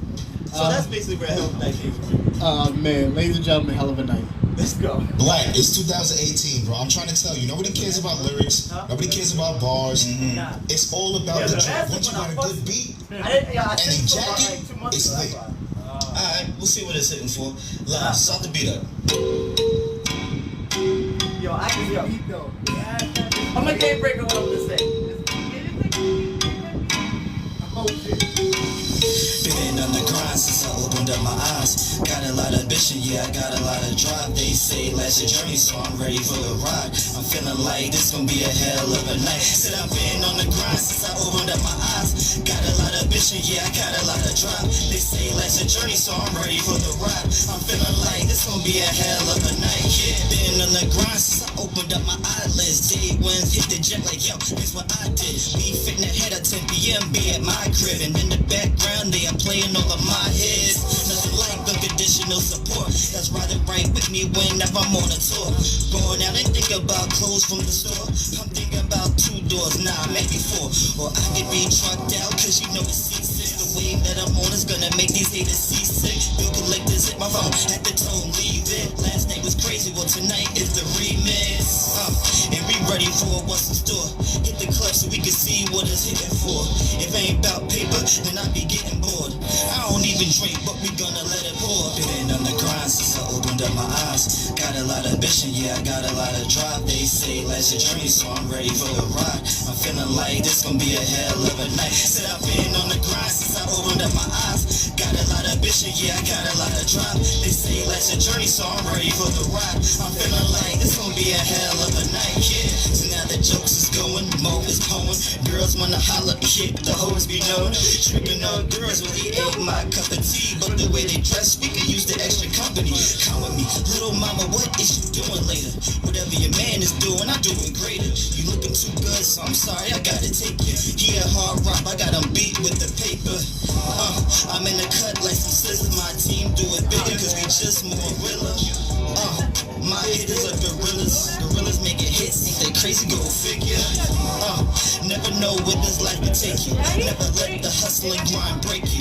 Yeah, I know sometimes it be so painful, but in the end you're gonna be so grateful that you've been on the grind since you opened up your eyes. Got a lot of ambition, yeah, you got a lot of drive. They say life's a journey, so you ready for the ride. You feeling like this gon' be a hell of a night. So we been on the grind since we opened up our eyes. Got a lot of ambition, yeah, we got a lot of drive. They say life's a journey, so we ready for the ride. We feeling like this gon' be a hell of a night. So I've been on the grind since I opened up my eyes. Got a lot of ambition, yeah, I got a lot of drive. They say life's a journey, so I'm ready for the ride. We feeling like this gon' be a hell of a night. Yo, Gritty Panda, my nigga GP. Son, thanks to you, I just got signed up this stupid shit. Nigga, it's about to be lit, nigga. We partying right the fuck now. Nigga, I told told you, VIP and Missouri niggas going the fuck down. Let's go. It's lit. People have to understand, VIP and Missouri is lit. Nigga, I'm so fucking Darkside Queens. Y'all don't understand. And Missouri used to be my huge stomping grounds. Like the fights, the girls, the fucking music. Yo, that shit was like it was legendary. Legendary, old school and Missouri. Yo, the old school like being in Missouri. Nothing like it, man. It's really nothing. All the lights, music going. I feel like music is like literally all around your head the whole time. Yeah. It's so. Yeah, aka the big house. Yo, all I know is the fact that if you wasn't in Queens, coming up when me and Blackout was coming up, yeah, you missed a lot. Shit was crazy between. I was definitely at that club without knowing that I was at that club. Oh shit, that's crazy. That's funny. Like yo, between being in Missouri, which wouldn't relate to the question, but between being in Missouri, the random times running down Rochdale Village, probably chasing after some random female, going up and down God Brewer for the hell of it. Right? Buying certain things from Lazy Projects. So yeah, I mean, living in Queens, man, in 90s, 2000s was so fucking lit, man. It was. But I have to bring it back to the music, of course. You're at a point now that you really did the whole 50 Cent thing. What you mean? I mean, 50 came up to Queens and everything, and then ended up, in Connecticut. Now you're in Long Island now. I'm just saying. Oh, yeah. But seriously, all jokes aside, how proud of you watching your growth from being in Darkside and starting as an artist to, I think back then you just listen to the end, you were a rapper. Yeah. That was rap mode. Yeah. You're an overall artist now, putting songs together, actually putting concepts together. How does it feel knowing that Blackout back then to Blackout now? I feel like this is everything that I wanted to do back then. I felt like I wanted to do certain things musically, and I just didn't know how to get it out. Honestly, I wasn't very vocal, pun intended. I wasn't very vocal when I was in the booth, when I was talking to engineers about what the vision I was going for. So sometimes it would just be the song, and that would be it. And as you guys listen to one of my earlier episodes, it's not just about songs, it's about the sound effects, it's about little things that add so much value to the songs. Yeah, so I think this time around, I was 100% more hands-on with the way I wanted this project. Train of thought was kind of there because I included the train simulations. I said that in the last interview. Yeah. I was like, I'm almost there, Blackout. But it's like right there. Yeah. And I feel like this time I was like, yo, I want this 100% done the way I envisioned it, the way I dreamed it, and I feel like it definitely came out. And there was some times where I had to do some revisions and I had to change this and take this out, but overall, this is exactly the way I wanted it to sound. I pulled from... Thank you very much. I pulled from so many different places because I wanted people to understand that music is a connection. So I was inspired by Mark Wahlberg's Rockstar that came out 2001. As I said, I was inspired by the Eagles from Jay-Z's Reasonable Doubt. I don't know if we're gonna get into this. What? The Halfway Home record. The Halfway Home record. Are we gonna get into that? Play Halfway Home. No, I'm sorry. Far From Home. The one that's after. I was going to end it with that. Okay. Well, that's why I didn't dissect it or nothing. I want everybody to feel. Pop bottles first. Yeah, we still got pop bottles. Oh God. Come on, listen, now. Man. But go ahead. Yeah, there was a lot of inspirations. If you guys listen to Trouble, there's a segment from J. Cole's False Prophets. Somebody should have told me it would be like this. So I took that part and made it to the music industry. Somebody should have told me it was going to be this crazy, it was going to be this corrupt, it was going to be, this heinous and things like that. Rest in peace to Chester Bennington from Linkin Park. I think anybody growing up in the 2000s can definitely say like they fucked with Linkin Park. He was that. If it was any rock group that made rap niggas, hood niggas become rock fans, it was them niggas. All the way facts. I give credit where credit's due. I love Nirvana and all those other groups, but I think it was Linkin Park because they perfectly meshed rock and hip hop. So because of everything he went through in the industry, and because of the way his life ended, I try to pay homage to him with the Halfway Home song. Every single bar that you hear, for the most part, is actually a title from all of Linkin Park's work. So I get inspiration from everywhere. So I just wanted to make sure that that didn't go over anybody's head. So you're listening to a lot of weird words and phrases, and that's where it comes from. But yeah, man, that's intricate as hell.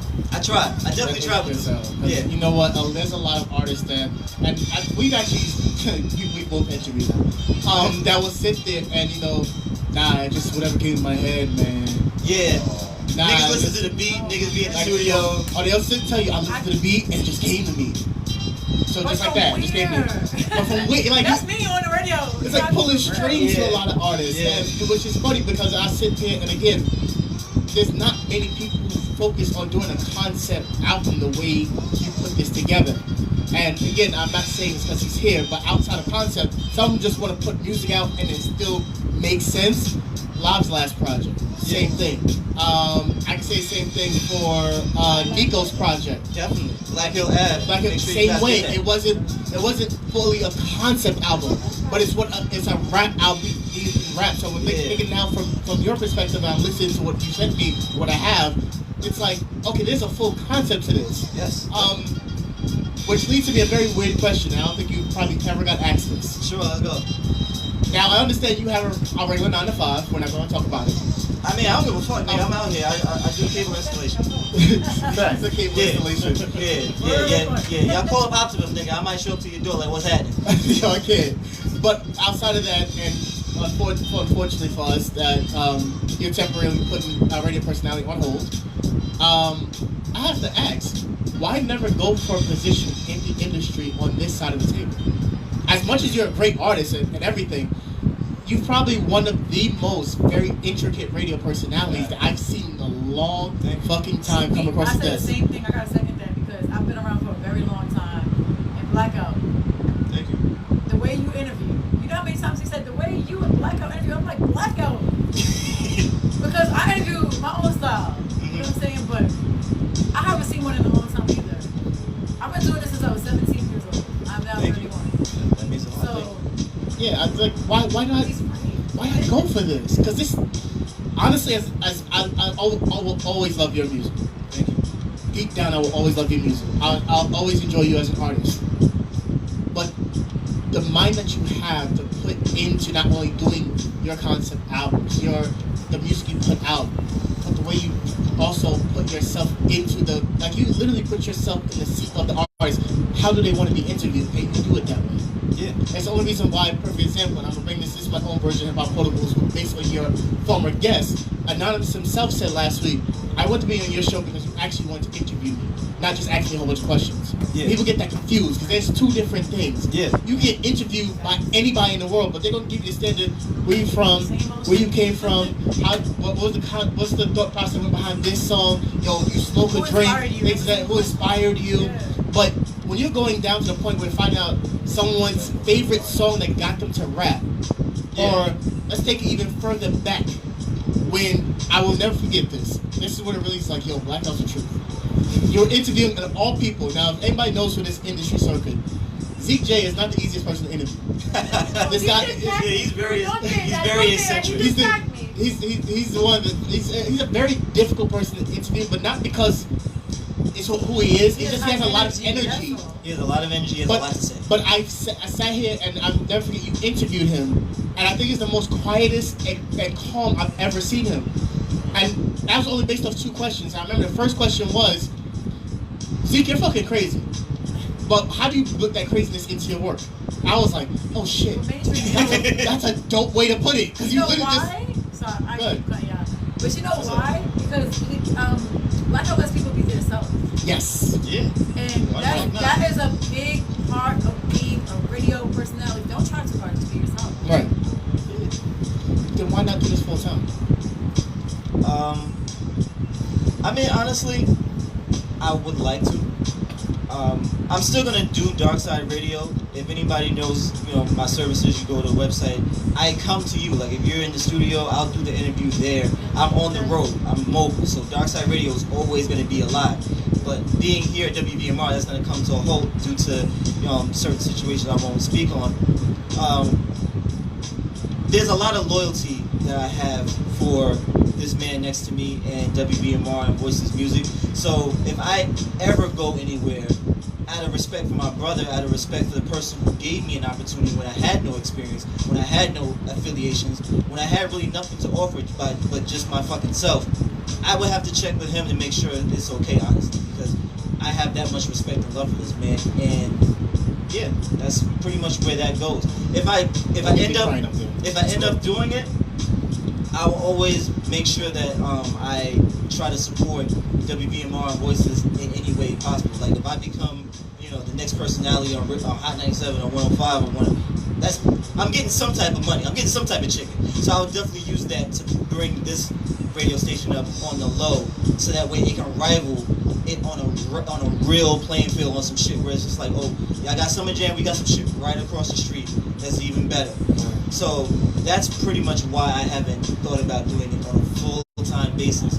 But the thought is there. I might, but like I said, out of respect, I gotta check with a few people.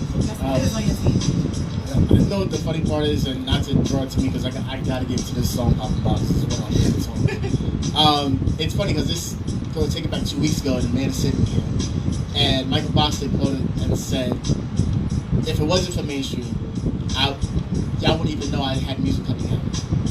True. And you said, if it wasn't for me, you wouldn't recognize how dope of a radio personality you are. I didn't know that. Honestly, as much as I appreciate both of you guys and Live as well, being one of the dopest producers in the game, y'all make it easier for me to brag about y'all. And I've literally said this in the group chat. Y'all are literally like my four brothers on some real shit. Yeah. Because y'all are literally, if you split my personality up, it's y'all three. Yeah. On the real shit. Because in a lot of ways, if you think about it, as much as the bullshit I deal with, especially here at the station with Voices Music, I have my time to be very quiet, humble, and laid back and let someone else do the talking for me. That's my version of Live. Or then I want to just go after everybody and tell them what the fuck is up. That's Boston Kid me right there talking. That's definitely fun. But if I had to sit there and dissect what my next move, like, regardless what happens here at WVMR, my next move has already been planned out because I have Blackout. See how I did that? I'm trying to be a rapper now. But it's already been... Stop it. The only way I have it set up is because of the fact that I have those three people around me, these three men next to me, and because I was raised with no brothers. Yeah, same. So having you three works out the best, which now relates to you. How annoying is it to deal with us on a regular basis? I have to ask this question. Because Boston, him alone. Mike, I love Mike to death. But Mike always, the way Mike always want to square up with somebody. Yo, the thing about it, you gotta want to square up, yo. You gotta love that though. I think every team needs a Mike Boston, because Mike Boston is the Beanie Siegel to the Rockefeller. He really is more the Tommy to Ghost. He's that guy that that's gonna have your back 100%. Is gonna go to war with you, right alongside with you, and he'll probably go to war with you before you even go to war your damn self, and it's your beef. That's always good. It aggravates me with Live because he would be so fucking petty behind closed doors in the group chat. But as soon as I get this nigga on the show, that's when he's like, nah, I'm just gonna turn on the sheet. He gotta be. Yeah, he got brand. Yo, you gotta warn that motherfucker. Yeah. Jeez. What pisses me off with you is that you be getting so fucking emotional and petty sometimes. Where it's just like, nigga, not petty. Because there's a time and place to be petty. Yeah, and I have my moments. And then sometimes you get emotional, and I'm just like, nah, this isn't the time to be emotional. We gotta be strategic. We gotta be logical. We gotta hit these niggas. You can't let niggas see you sweat, get emotional shit. That's what pisses me off with you. But at the end of the day, it's all love. I fucks with all of y'all. This shit be fun as fuck. I mean, in that shit room, like, yo, I really gotta get back to work. Like, y'all gotta understand. I'm trying to install a cable in this motherfucker. I'm not just sitting at a desk. Live starts with a meme in the morning. That's a fact. Then Mike follows it up with some shit that we were talking about. And Mike talking about, I just thought going in on Black. Yeah, Mike be cutting my ass religiously. So the way Mike cuts your ass is I put up a picture with me and my wifey Jenny We just came from her friend's wedding Friday. Shout outs to Beatrice. She had an amazing wedding. She looked great. I wish them the best. So that was my first time ever wearing a bow tie. And I put up the picture and everything. This nigga was like old bobblehead ass nigga, bean pie ass nigga. I was just like, yo, really? I can't live? I can't enjoy myself? Yo, that's all love, but fuck these niggas. Yeah, like, this is a character. I just gotta mention this because this shit was hilarious. Mike sat there and said, it was, because you posted another picture, it's like, dog, y'all just jealous of how I look. Mike was like, nigga, nobody trying to look at like you right now. That's a fact. That's alright. That's good. My girl know I look good. That's alright. That's all that counts. That's all that counts. That's all that counts. If we're gonna talk about hockey, Jen, sometimes let's talk about Jen's party where he showed up looking like he's from Miami Vice. Oh yeah, shout out to my girl. She had a 30th party. I had a white suit with like gold and all types of I actually like that though. Yo, I like you like that though. I like that. I like Fuck that. out of here. I look like a fresh cup of milk, nigga. Fuck out of here. Nigga, I look like almond milk, nigga. That was fresh. Like that almond breeze. That was different. Hey, I like that. No. Nigga look like a bottle of almond milk. I can't. Can we get into popping bottles? Wait, no. There's more to this story though. Oh no. It gets to a point where glasses are given out in the middle of the party. Sunglasses. Oh no. So these two are now putting sunglasses looking like these, the Beastie Boys, the Blues Brothers. Stop. I mean, it was a party favor, so I was like, I gotta go along with it. Why not? I can't. I still have the screenshots and everything. Oh I still Lord. gotta put those pictures up. I be thinking. I need to throw in the reason why the next song. The reason why Poppin' Bottles is next song is because as dope as this song is, this is us. Yeah. This is you making it, or this is just us making it together. This is so us. petty. This is us all the way. And as soon as I first hear it drop, I'm like, yeah, this is me, Mike, Live, and Blackout in the club saying some reckless shit. No, we have no manners. That's a fact. No manners at all. No scruples. And No scruples. None. It's such a dope song. Just tell a little bit about it. Okay, so in this story, this is the second track. So this is after Hell of a Night. So this is like, if you listen to like the first track, I got signed. This continues with that. I got signed, so now I'm celebrating. I'm in the club. I'm partying. I'm having a good time. This is still before everything gets bad and goes crazy. You see me in my pettiness. I'm still having fun. Everything is still kind of like PG for the most part. This is before it gets all rated R and XXX. So that's basically where Papa Bottles came from. Oh man, ladies and gentlemen, one of my favorite songs. On Far From Home. This is Poppin' Bottles. I love this damn song.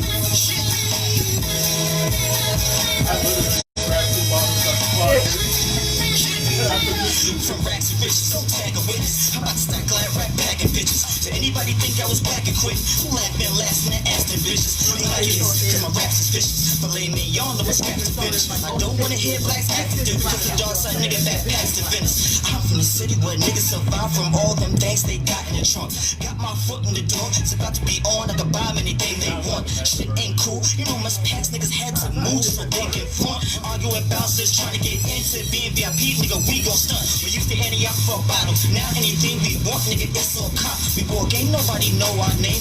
Now we walk in, we get it crunk. You show up, the DJ shouts us out. All the groupiest chicks wanna crowd around. Wasn't really there when I was down and out. Let's see them hoe ass niggas try to clown us now, cause they can't even get in. What happened to the days couldn't fit in?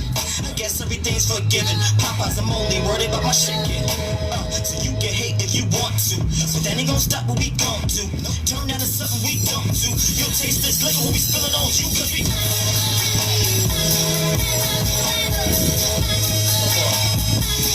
what we doing, nigga?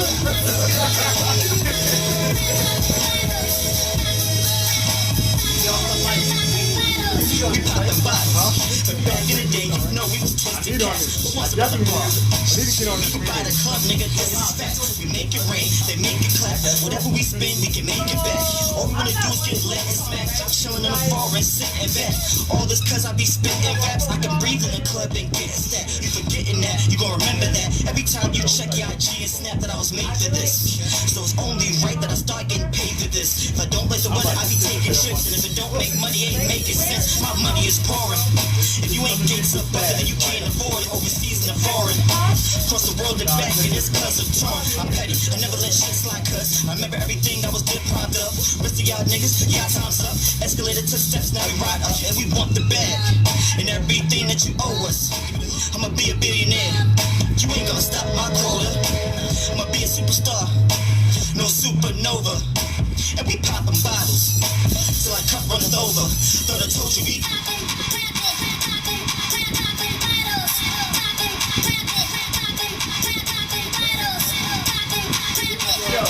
I don't know where that fuck came from. what we doing, nigga?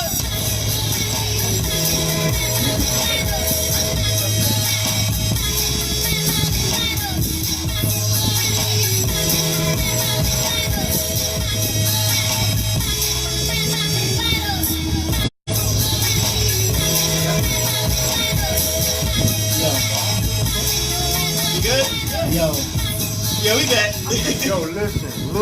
Yo, right? Like, yo, like, I'm telling you, the way, y'all, the way I hate Blackout so much, I hate him so. The reason why, and there's one thing about Blackout I've always enjoyed when it comes to his music, is there is a message behind the music. Mm-hmm. So a lot of the times you're not going to hear those club type of tracks. Yeah, But if Poppin' Bottles came on in the club right now, as a DJ, I mean, all DJs know the BPMs is 126, which is perfect for a lot of club tracks. Yeah. The way you can blend that song. You have to understand, Blackout, that's one of my favorite songs. Yo, that's officially become one of my favorite songs you've ever put together. Thank you. I'm gonna make an acapella track for you. Please! Please! Since I you did- mentioned that, Yeah, please. Listen, Please. I'm appreciative. You know, I don't know. I love that track. I like that track, but I feel like it really overshadows What the Fuck. What the Fuck, I think, is a good turn-up track, too. Right, It gets right. overlooked. I like it. But I like Poppin' Bottles, too, because that lets me showcase my pettiness. I like the flow that I was using. Absolutely. That's my version of I like the Blackout. energy. Yeah, the way you had the flow on that compared to several other tracks I've heard before, even on this project, it's like, that's the one. Yeah. That's the one. I heard that, I was like, I got It's different from what you're used to hearing From him, yeah. So it makes you like, yo, like this is it automatically dope. Yeah. Because it's different. It's different. It's like it's not what you normally hear from Black. Because Like, you listen to a Blackout project and realize, and on the low, he's a low-key conscious rapper. Yeah, I was gonna say that. He's a low-key Very low-key. He never put it on Front Street that he is, but based on the concepts and the content, he is a conscious rapper. Absolutely. But the fact that he's so low-key about it, he can make a song like this and it works. Oh, yeah. Because there's still some conscious in there that trying to understand, we're popping, this is how ignorant I'm getting right now because based on the concept, I'm signed, I'm on. And we're popping bottles and I'm sending bitches just one fucking bottle over there. And they have to share that shit. That's a fact. With 6 straws. With And you know 6 what else? straws. You're gonna capture a different audience. Yeah. You know what I'm saying? So that's like even more fans, Yeah. more listeners, Sure as hope more so. followers. Yeah, if I'm gonna ask you from right now, what's the plan for Far From Home? How I know you said you're gonna do it. Yo, Blackout Friday. Oh yeah. I'm gonna Outside of that, what's the plan for Far From Home? The plan for it, just push it as hard as possible. Get it on all the streaming platforms. Do shows. Just have fun. I love performing. I love just being interviewed. I like the hustle and bustle of trying to push a project. Yeah, but I'm at this stage in my career and life where it's just like I'm not striving to get to this, star status and everything like that. I'm comfortable coming home after work and I'm just chilling with wifey and we're listening to our stepdaughter. My stepdaughter. Basically, she's my daughter now. Fuck the step part. I'm listening to my daughter tell me about school and the craziness and all that. Like, I'm comfortable with that. Like, I love this music shit, but it's not gonna be the way it used to be, where I'm trying to become the next Jay-Z. It's just like, nigga, the music's here. Y'all like it? Cool. Y'all don't? Fuck it. And also, I feel like I explained this to Live before. I think because hip hop is so young, people forget that you can be appreciated after your time. I feel like Beethoven and Bach and all these niggas were not celebrated the way they are now when they were alive. But if you look at them, it's called classical music. Like, it's infinite. It's gonna last forever. So I feel like 100 years from now, hopefully, people listen to Far From Home and realize, like, yo, like listening to his project. It was really crazy back in those days because the industry, the powers that be, were really. Hopefully that ends by that time. Right. They were really raping and destroying a lot of people's careers and people's lives, and he really brought something different to the table. Like, if I don't get appreciated in my lifetime, that's perfectly fine. The music's still gonna be here. I'm still gonna perform with the same energy, whether it's one person or a million in the stands. Okay. It doesn't matter. Like, I'm just having fun with this. I feel like this album is timeless. Thank you. Oh, that's definitely what I was going for.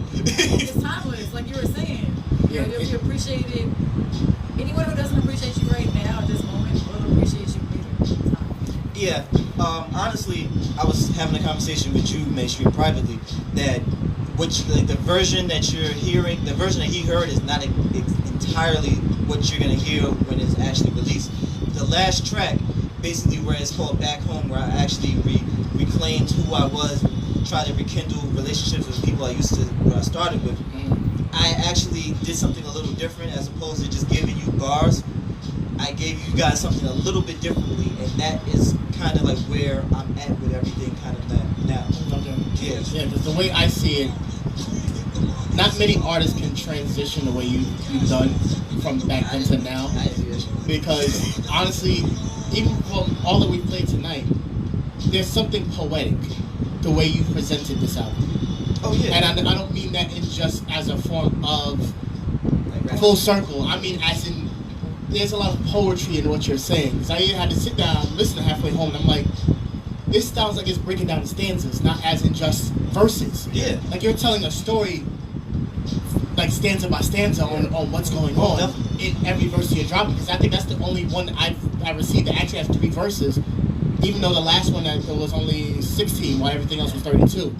The way you that very last verse, if again go back listen to it because I'm not playing again.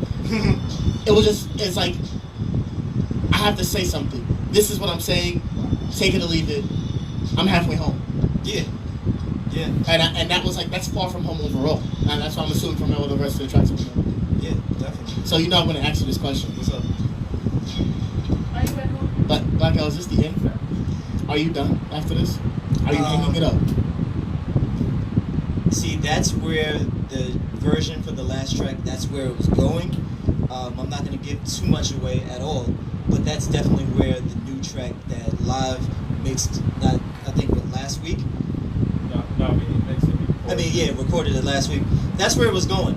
Part of me felt like that was it because when I wrote that verse, at that time, I was, hearing a lot of bullshit. Like, my name was thrown into things and people, wasn't feeling me and wanted to see me. And I was just like, listen, before I met my girlfriend, I was always with the smoke. But when you're 30 and you got like an actual real career now, and you got a whole fucking family, a girlfriend and a kid to think about, you can't just rush into every fucking beef that comes across. It has to be extreme situations where I gotta come up from my peaceful living and I gotta really put niggas in check. So that's where that verse came from. It was at that point.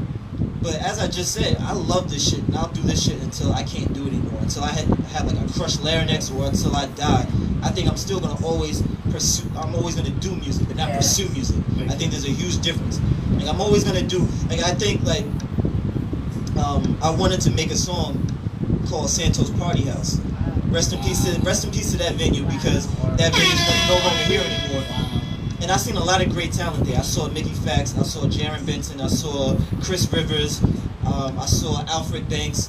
I saw all these great people there, and I wanted that was like another SOBs. That was a very iconic stage that I wanted to hit, and that shit was shut down.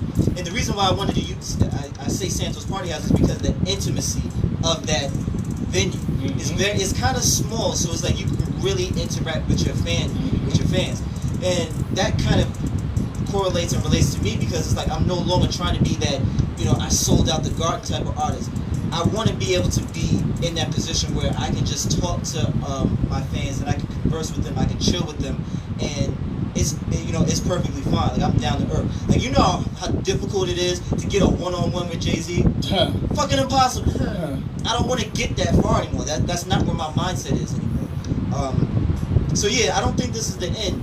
I think me pursuing this, trying to be that next Jay-Z or that big star that's on the billboards, I think that part has come to a halt. But the music is not. I have way too many concepts, I have way too many thoughts, I have way too many bars for y'all bitch niggas for me to stop music. So no, I don't think it's that. Oh, I can't with you. Like I've literally asked almost everything I wanted to ask. Be honest with you, and just because it is your last show on Darkside, the floor is yours. Yeah, this is my last show on WVMR. It's been a wild ass fucking ride. From the co-hosts that are not here anymore, switching that shit up like Destiny's Child every fucking couple of months, trying to find a good fit, like trying to share the spotlight and trying to help other people build their brands, and then them not putting in the whatever work in situations like that or whatever. To me, finally doing this on my own, it's this is not what I envisioned, but I like it. I like it. I love it. Like, it's cool. I think from a artist perspective, I look at artists while I'm interviewing them, and I'm just saying, how the fuck would I want to be interviewed? Do I want to ask them the same mundane questions? How deep of research can I go to make them surprised and make them feel appreciative that somebody took that much effort to actually understand and critique their work? It's been crazy. I had so many great memories. The 1 year anniversary, we threw a party at fucking Pegasus Lounge. That shit was crazy. The 2 year anniversary where I had my dude Olu Bliss, who was one of the first people I was on stage with, where I performed, that gave me the thought to want to do music in the first place. Fucking interviewing Mickey Fax, somebody I listened to ever since I was in fucking high school. Fucking interviewing Chris Rivers, interviewing Jack Quaid before he became Jack Quaid, really. Yeah. That it's memories like those that you can't get back. So I definitely am very appreciative. I'm very happy. It's very bittersweet to see this shit come to an end. Like I said, Darkside Radio ain't over at all. I'm always gonna be out. I'm gonna be doing podcasts. I'm still doing Fuck Boy Friday, Fuck Girl Friday on Instagram. I know I've been missing in action for a few weeks. Nah, nigga, there's too much fuck shit going on. Way too much. Katie, what's up? I'm hiding back here. No, I think I'm gonna miss competing with you. Yeah. Honestly, I came into this shit because mainstream dragged me by my ponytail. Y'all all blame this on me. I have no Nigga, because you did it. I'm a fucking photographer, and somehow they put the fat girl in front of a mic and she started talking shit. I needed to be tamed a lot, and somehow your petty self actually helped me. I do what I can. I go where I'm needed. You've offered to be my fashion coordinator at some points. Yeah, like Louis fucking sweatpants at the Voices Music Awards, nigga. Get a dress, my nigga. Listen, I was pretty girl ain't cheap, nigga. First of all, I was protesting against mainstream for some reason, but who I am right now wouldn't have been for you two assholes. I'm not giving you credit like to doing shit tonight. Wow. It ain't about you. Okay. I don't give a fuck. Yeah. It really doesn't. Ain't shit, but it make it look good. Oh. I still think we should make that a ringtone. I'm just saying. I think so. That sounds dope. But it's not over for us. We'll be back together, talking shit. But thank you for the best 2 years. You're very welcome. Blackout, channels? I'm so proud of you for being my son. Yeah. On this station, I am sad, but you know we have to move forward, and it will be a better situation. When I first got here in 2016, don't cry, mainstream. You're gonna make me cry. I already cried a lot. Oh man. I was on every single morning. Yeah. So I'm feeling it probably more than anybody. Yeah, nigga. This has been. Your attendance is crazy. This has been like a legendary time. Fun. No, you we had a lot of gotta fun say, in you gotta say it right. May. It's legend. Wait for it. Dairy. Oh my, how I met your mother fans. I fucks with y'all. Legendary. Keep going. I'm sorry, Charles. Blackout, you have drove me home like every single day. When did like a whole year. Yeah. I have been through the fights, the arguments. Yeah. The unnecessary bullshit. I love this place.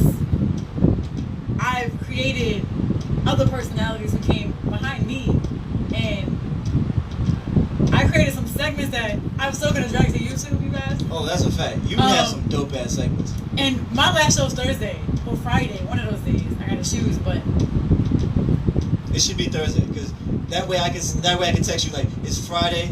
You ain't got no job. You ain't got nothing to do. You an asshole. Yo. But it's been real. How you get fired on your day off? I don't know, man. But nah, it's not the last of me either, though. Yeah, nah. I've been on radio forever, but this was like, you know how like when you're in your 20s, it felt like the last of the fun. Yeah. That's what it feels like to me. Yeah. And when Mainstream told me that we have to get rid of the station, I'm like, what happened? You know me, guys. Y'all know I'm like, what's going on? We gotta fight. But wow. Yo, when he told me why we gotta get rid of the station, that shit got me fucking pissed, my nigga. Real shit. I get fucking tight when niggas do not put in no fucking work. But with all the fucking accolades, they want all the monetary gain, they want all the fucking money that comes with it, and ain't got shit to fucking do but destroy the shit. That shit set me the fuck off. But guess what? This is not my baby, this is mainstream shit. We're not gonna come back stronger. And a lot more challenging or competitive. That's a fact. That's a fact. Everybody now knows what it is to do radio. Yeah. I've known for a long time, but now other people have come up behind us. Yeah. We are voiceless music. We are voiceless music. Let's not forget. I'm not throwing any shade. Listen, man, you know I'm not throwing any shade. I keep it very real if you know me. Nah, it's very sunny out. There's a lot of fucking shade people. If you know, cool. Stay cool. I keep it real. And Blackout, you have always did nothing but keep it real with me. I tried. Thank you. Yeah, of course. I appreciate you. I don't want to cry today. I cried a lot on Friday. Yeah. And it's been real. I will say this. Honestly, it's like it's like going to school. Yeah. It's yeah. Like the last day of school. This is the yearbook signing and everything. And child case, so you'll get this one time. Don't come on the mic when I say it. It's my mic. I know it's a little high. Mondays was like going on lunch. Yo, and this was the lunchroom. Yo, understand that you had to come in and had to deal with Miko. Yeah. Then Blackout. Mr. Hollywood. And then Katie coming in, and it's like it was a lot of crazy shit. Like everything. We had the 1 6-hour episode, the whole. That's a fact. Yeah, that's talk about memory. Yeah, that's 6 hours. Like episodes. the way. Yeah, I have to understand the reason why I'm really emotional right this second, because I want to take care of the interview first, because that was important. Yeah, of course. Is because when I first started this place, we're talking about prison walls, prison-colored walls, metal chairs, and an orange desk, and everything was inverted. So the tables were over there, and I remember sitting in this seat in front of that same computer, looking at Blackout, conduct an interview with my good friend Jay Lasso. Yeah. First, and I was sitting there watching. I'm like, this is going to be something. And I remember we sat there and did the test run, and I was saying to Blackout, "You got it." And the first thing he said was like, "Nah, man, I think I do better though. Don't worry, you got it." Because I'm sitting and watching it, and it's like it was just seamless. Thanks. I had no idea this was gonna be what it is. You definitely put some things in perspective. just to be on my petty shit, talk my shit, so we don't have to get all weepy and emotional and shit. Listen, Darkside Radio was one of the founding 5 shows of this fucking station. Fucking first show that ever aired from the station with the test run. The first show that ever went Facebook Live. When the fucking shit went down, I had to think on my feet, and I was like, how can we get this message? How can we get this show out there to the masses? 3 times running, the first, like the highest ratings for 3 months. 2 months of those was consecutive, back to back. Mm-hmm. Like I said, Chris Rivers, Mickey Fax, Jack Quay. Who the fuck else is that? Sheesh. Damn, now you gotta make me really think. Nigga. Your first radio show to hit 500 listeners in a month. Talk about first radio show to go, you said go Facebook Live. First radio show to go Facebook Live and had a record setting over 100 views on it. Shit, where else I go? First radio show to ever have someone of celebrity popularity up here on the station. Oh man, let's get real petty. First radio show. Remember different Monday shows are here, asshole. No, not that. It's the first ever radio show. First ever radio show to go through as many co-hosts ever on this station. Hey, listen. You went through 4, bro. No, sorry, you went through 6. Yeah. Because you gotta count the 2 DJs you had. I went through 5. So he's had 6. He has 4 females and 2 DJs. One was a sit-in DJ because I couldn't work that night because my DJ equipment wasn't working. I forgot who it was, but I know for a while. And the first DJ, he was on live just now, which is funny. That's funny. But outside of that, just the level of commitment you locked down to this first radio show to do one of these right here. Oh yeah, I changed the mic covers. Yeah. Honestly, I can't say anything more than just thank you. Because if you didn't sit there and told me 2 years ago, after interviewing him at FLO, talk about it. Shout out to FLO Empire Radio, my history as well. that you fast forward to now that I'd be interviewing him on our fucking station.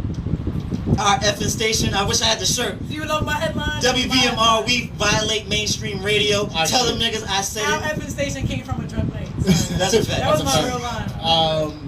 The number of nights, I think we've broke night here, we've partied here. Yeah. We've gotten pissy drunk here. Party at New Year's Eve. We broke into here because we got locked out several times. We decorated here. Yeah. Like, we've painted here. Us 3 painted here. Oh yeah. It's Had Christmas here. had Christmas here. Had Halloween here. Oh God, that when I showed him as Quagmire. That was the first time I actually spoke to you. Yeah. Yo, You were like, when this nigga was Quagmire. Giggity, And nigga. my homeboy was Deadpool.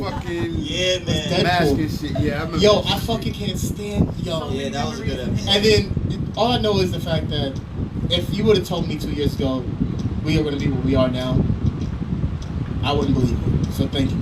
Honestly, I'm gonna say it the right way. Thank you for your years of service. Thank you. Thank you for giving opportunity and avenues for people in the while they're still working on music. Because for a long time I really wasn't doing too much with the music and performing and things like that. So I was more relevant and I was staying relevant just because of this show alone.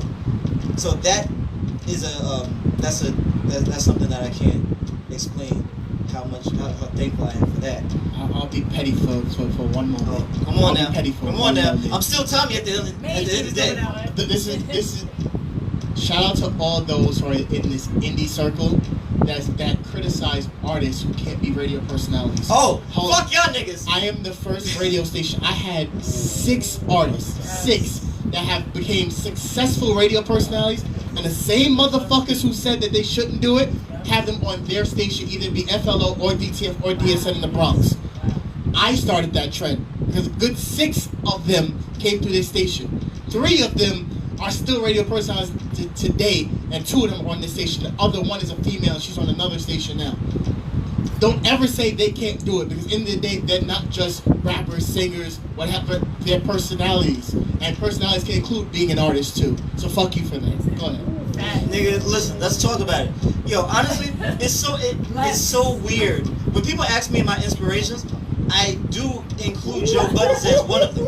And it's so funny how our lifestyles are so parallel. I don't know what the fuck is going on back there. Because the person I'm talking about is on my life. Oh, okay, wow, that's crazy. But no, when people ask me about my inspirations, I always do include Joe Budden because I always applauded him being so open and honest with his fan base.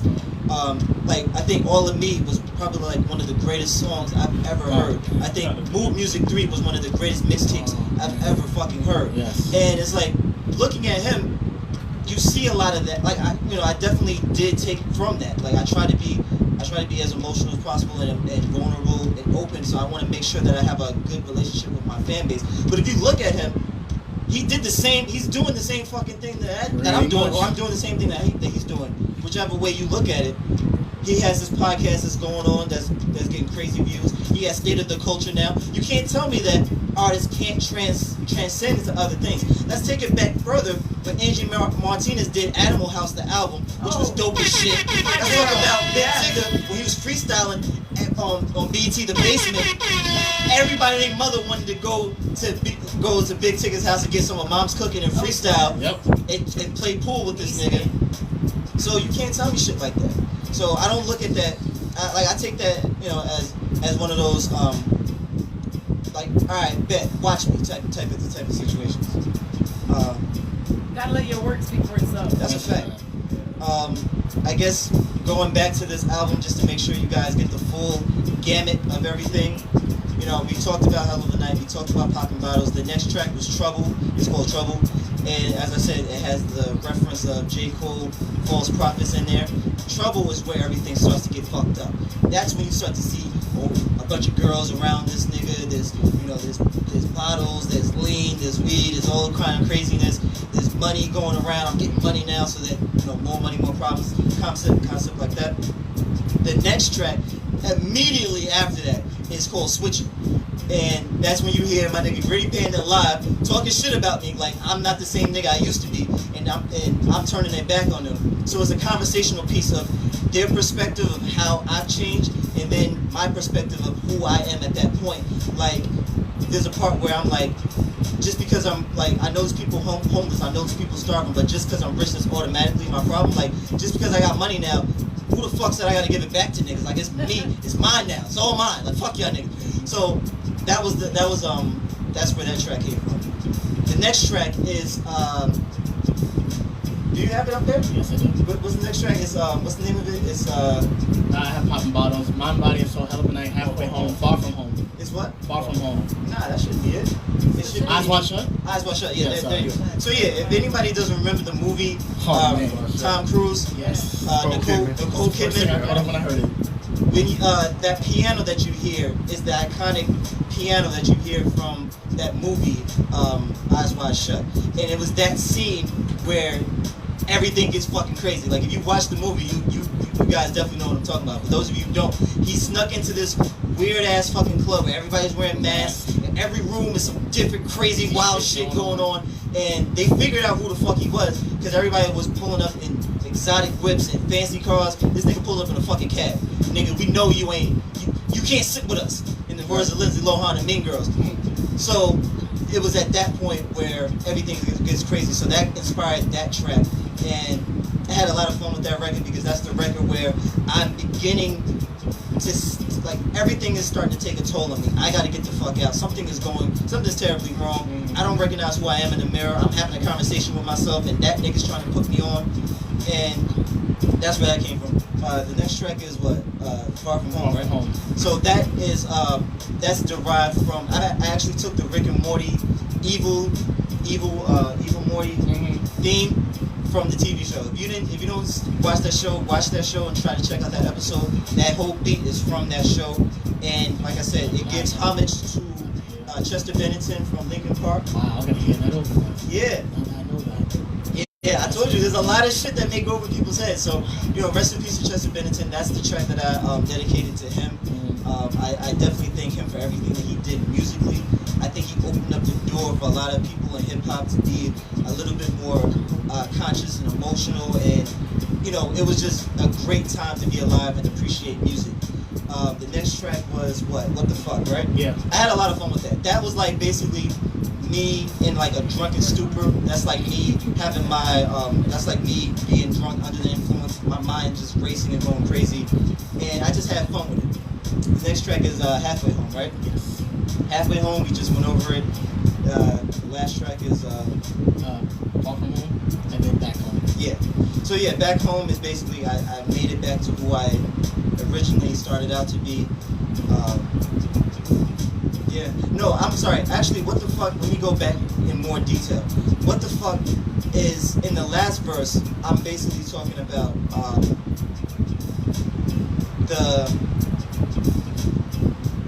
well, in the beginning of it, I'm talking about nobody believes till it's too late, till they blow their top like a toupee. That has a lot to do with damn, my mind escapes me. Sheesh. A man from Nirvana. Sheesh. Yeah. I'm lost. Kurt Cobain. I'm sorry. Yeah. Right. So anybody doesn't know Kurt Cobain, the lead singer of Nirvana, which is he was grunge. He introduced the entire genre of music. You guys didn't hear Nevermind. You're missing out. That was an incredible album. With his level of success and the way that everything was happening for him, he couldn't handle it. He ended up committing suicide, and that's where that line comes from. And that's basically what that kind of song was talking about. Just the craziness of the industry, and y'all keep thinking it's a joke. There's a lot of fucking hints that people are giving. As much as I don't care for that mumble rap shit, these kids are screaming for help. It's not at all. Yeah. It's not always fun to take prescription drugs. When a lot of times, like Juice WRLD, he has his new song, Lucid Dreams. Yeah. I take prescription drugs. I take prescriptions to feel A-OK. That's a lot of craziness, and like that's them trying to cope with that shit.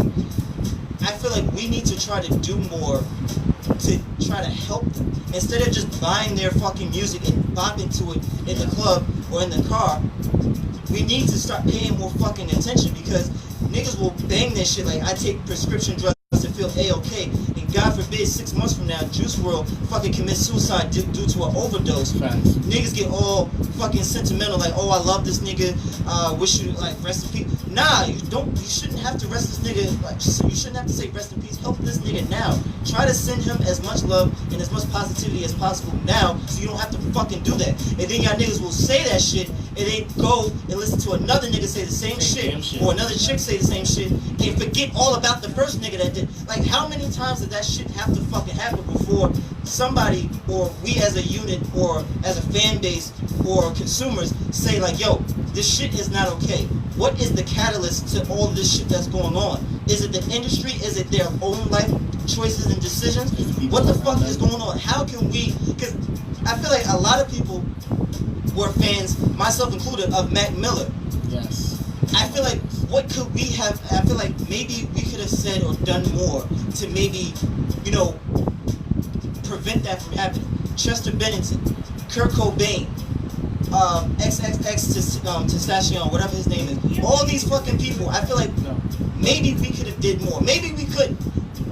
We don't fucking know, but I feel like there's too much of that shit going on, and that's where what the fuck comes from. And as much fun as I had with it, and as much as the beat is like trappy and all that shit, that's where I wanted to take that song. And I think that's one of the more serious verses that people kind of overlook due to the cadence and then the beat and everything like that.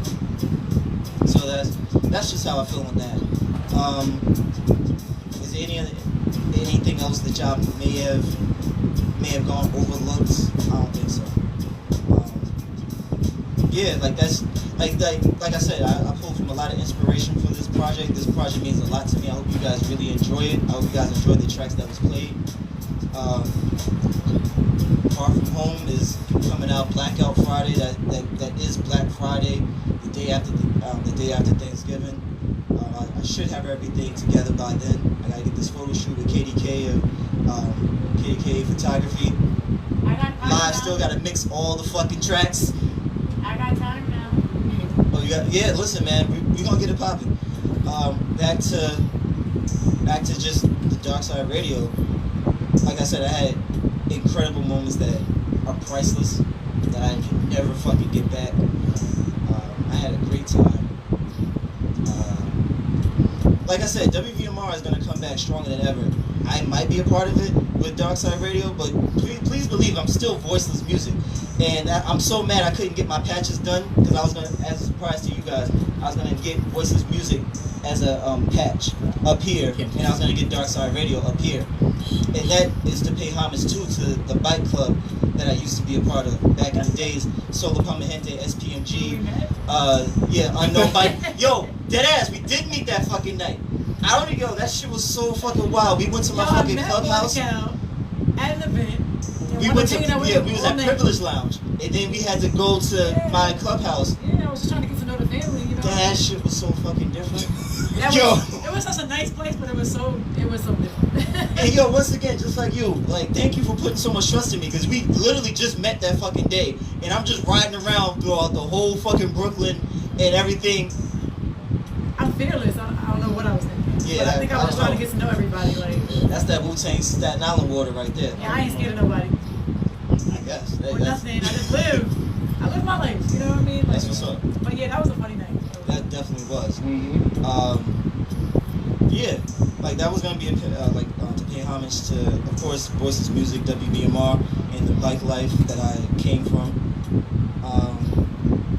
Yeah, if I could talk my shit a little bit with the Ready Player One vest. I beat the Darkside Radio pin up there. Oh yeah, Darkside Radio pin. I got all of the fucking pins from Harry Potter. I got Hufflepuff. I got Ravenclaw. I got Gryffindor. I got Slytherin. I got the official crest. I got DX. I got Rock. I got Austin. Three of the biggest fucking wrestlers and teams in WWF at that time. I can't, like, I got fucking South Park on this motherfucker. Beat the South Park. Oh yes. I got Frieza. Of course, Dragon Ball Z all day. I got random Android nigga, because y'all know it's Team Android. I got my nigga Thanos. I got Trunks. Let me see. I got Vegeta. I got Rick and Morty. I got Fry from Futurama. I got Kermit, who's sipping tea, none of his business. Yo, and this is what I was telling you, motherfucker. My nigga live. I was telling him every fucking day in the chat room. I'm like, yo, watch Step Brothers, because I'm telling you, when I get this vest, you're gonna miss it. So on the one of my buttons I have, it says "Stay Gold." It's stay gold, Pony Boy. if you remember that scene from Step Brothers, y'all niggas get that. Yo, live, watch that shit tonight. Stop doing Uber Meets, okay? Listen, nigga, I ain't tell you to do that job. I got the symbol L from Death Note, which is by far one of my top 5 greatest favorite animes of all time. Yeah, of all time. Like, once again, I told you, I'm all about storyline. The storyline is so fucking intricate. It's crazy. Sick. If you guys love anime, or if you guys are interested, or you guys like storylines, by all means, definitely check it out. Don't watch the movie. Fuck the movie. Watch the anime. Yeah, the movie wasn't bad, but fuck that movie, because I'm not with that whitewashing shit. Yeah, no. I'm not with it either. I'm not with it neither. Now I'm not with it. I was good with the story. I was good how they did it. But nah, I mean, I'm not with the whitewashing either. As long as it's not as bad as Dragon Ball Evolution. Nigga. Yo, I got my nigga Jesse Pinkman playing fucking Goku. Get the fuck out of here. The same nigga from Breaking Bad is playing Goku. I can't. Nigga, get the fuck out of here. That was the worst. Horrible casting. They tried to bank on the popularity in it. Nah, nigga, he wasn't even popular back then. He was still. No, I'm saying on the popularity of the show. Oh yeah, nigga, that's not how you do it. Remember the show got real big with Dragon Ball Z Kai at the time. That's true. Yeah, so they tried to do it. No, of course not. But of course, you know, America gonna screw up some. Yeah, the whitewashing, I hate it. I got Tom and Jerry, the greatest fucking cartoon of all time. Niggas told you an entire story without saying a fucking word. You can't fucking imitate that type of shit. I got beef. I never talk. Yeah, and yo, there was the real fucking like on site nigga. It was getting it popping. Shout out to Spike. Shout out to Kid Spike. Spike Jr. or whatever. Like, yo, the entire fucking Tom and Jerry. If you wasn't sitting there walking around your house talking about is you ain't my baby, nigga. No idea. Son talking about shit. That's a fact. You want to talk about nothing? God, I gotta go download that shit. That's a fact. Yo, I'm playing at the next party. Yo, I got Garfield, I got Defenders, I got The Runaways, I got Ready Player One, I got Jack Skellington, and I got Sally from A Nightmare Before Christmas. That's my favorite. I got my nigga Deadpool. Yeah. Of course. Listen, man, I'm all about pop culture, and this isn't over. I still got a lot more pins to order. So, yeah, please believe this is gonna be a crazy ass vest when I'm fucking done. I got Rebel and 88 on the back and all silver, because that's my favorite color. But I don't want to stretch this more than it needs to be, but once again, Darkside Radio, Blackout the Rebel, Mainstream, I thank you, I love you, I appreciate you. WBMR, you can't fucking imitate or copy this type of love and type of backing and support. No. I've seen more WVMR representatives at showcases, at events, at listening parties, at just chilling and hanging out with artists more than any other fucking station, and that's why I back and run with these niggas the way I fucking do. Because being an artist before I came into this shit, this is the type of shit I would be looking for. It's not, these niggas will ride with you and support you even when you don't have a fucking album, even when you don't have a fucking video, even when you don't have a new fucking single. And that's what makes us different from the rest of these niggas. The amount of attention and detail that comes from a lot of these personalities you can't find anywhere else. Nope. I've seen one fucking interview. It is what it is. I'm gonna talk about shit. I seen one fucking interview from DSN where these niggas, and I'm sitting there and I got the invite. See, these niggas interviewed Joel Ortiz at the time, and this nigga had the Human album come out. Shouts to him and Ill Mind. They did the collaboration for that. You know this nigga's album came out. As a matter of fact, that nigga's album was out for a month before that interview. Nobody asked any questions really pertaining to that fucking album. Wow. What they did ask, Joel Ortiz, what's your favorite porn star?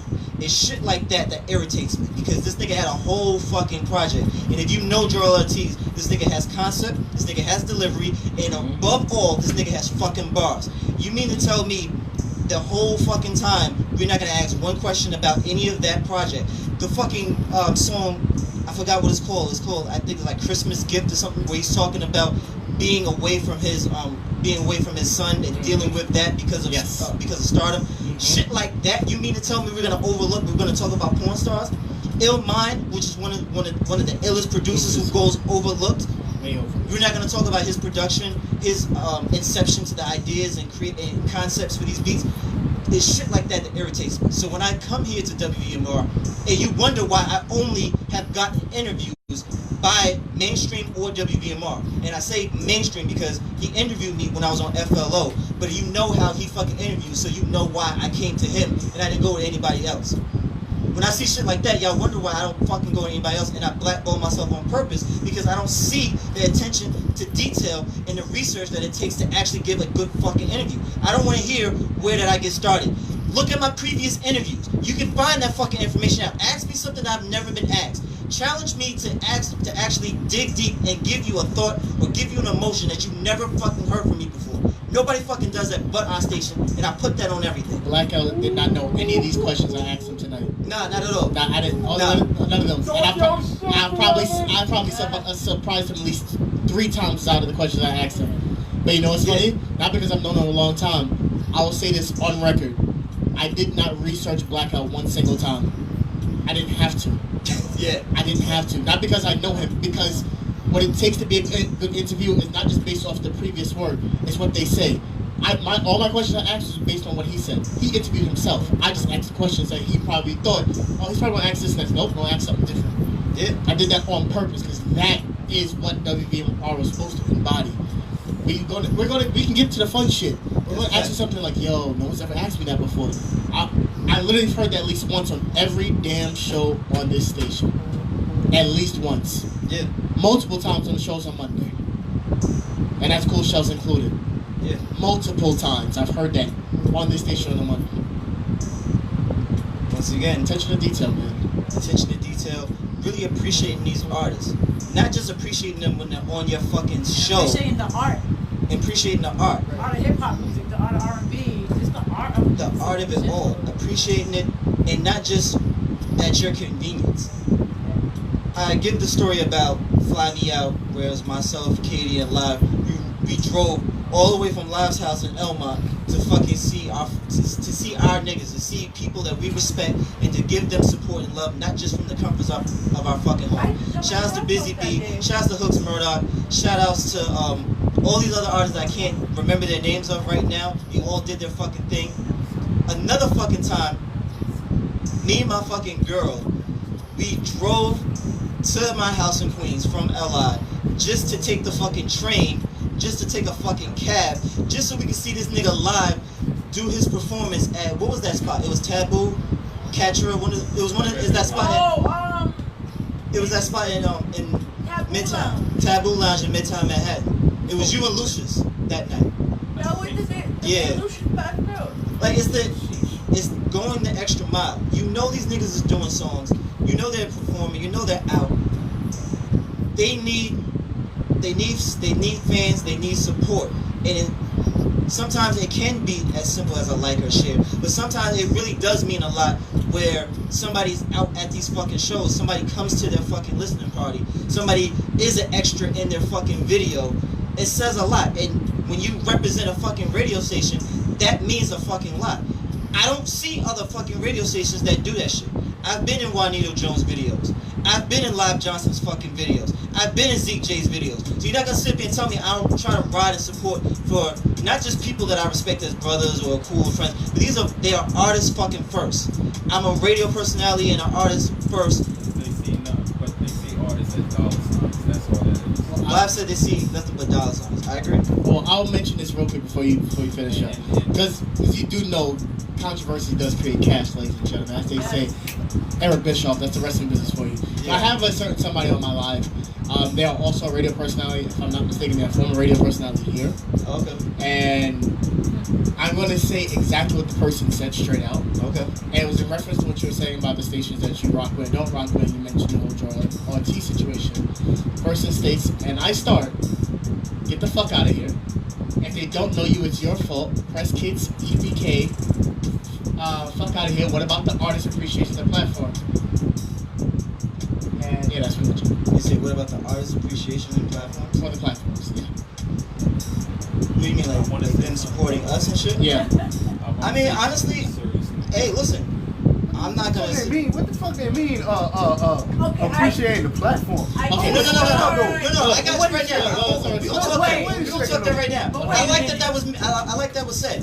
There's a lot of artists out there that will gladly do a fucking show with WVMR, will gladly do a show with DTF, but will not fucking support that shit. They won't share it. They won't fucking like it. We do events. They won't fucking come out. But God forbid, let them.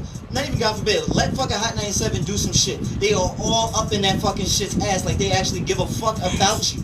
They fucking don't. They really. Yeah. It's a platform for you. So I get what that person's saying. I respect what they're saying. There is a lot of that. There is a lot of artists that look at the indie radio stations, the indie videographers and indie photographers, indie people of that nature, and they don't see us for what the fuck we really are. Like we take this shit seriously, and we have fan bases. We have everything that you're fucking looking for. We are the platform with them bigger names. We have that, but if it's people like you that are not gonna fucking support us, then what the fuck do you expect? And then you of all people should fucking support. Let's talk about it. WVMR, we're the only station that has a fucking award show where we award these niggas in the indies. You know how long, you know how much work, it would take for, you know how much work it would take for a Busy B. When the appreciation at it ain't no, we work hard all fucking year, and motherfucking, you know how long it took before mainstream heard my motherfucking music? How long I was in the nigga inbox sending them shit? Yes. You know what I'm saying? Where was the appreciation? Radio. But when he finally heard something that he liked, he jumped on it and then realized the shit was hot. Yeah. But some niggas don't want to hear. They write you up the first time and they like, yo, fuck them. So motherfucker can't say that shit. There's no place. Yeah. They can say what the fuck they want to say. What's up? They always talk about we don't do our research, we don't do this, we don't do that. But how many times have you seen an artist that probably does not coincide with a show? Like, for an example, mine, right? Mm-hmm. And then I'll do the research, but they don't even know about the show they're walking into. So I'll ask them something like, well, why are you getting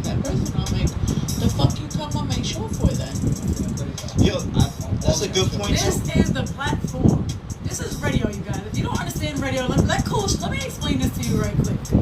Because now I'm in my Yeah, bag. we all getting in our luggage right now. I'll take you on a trip.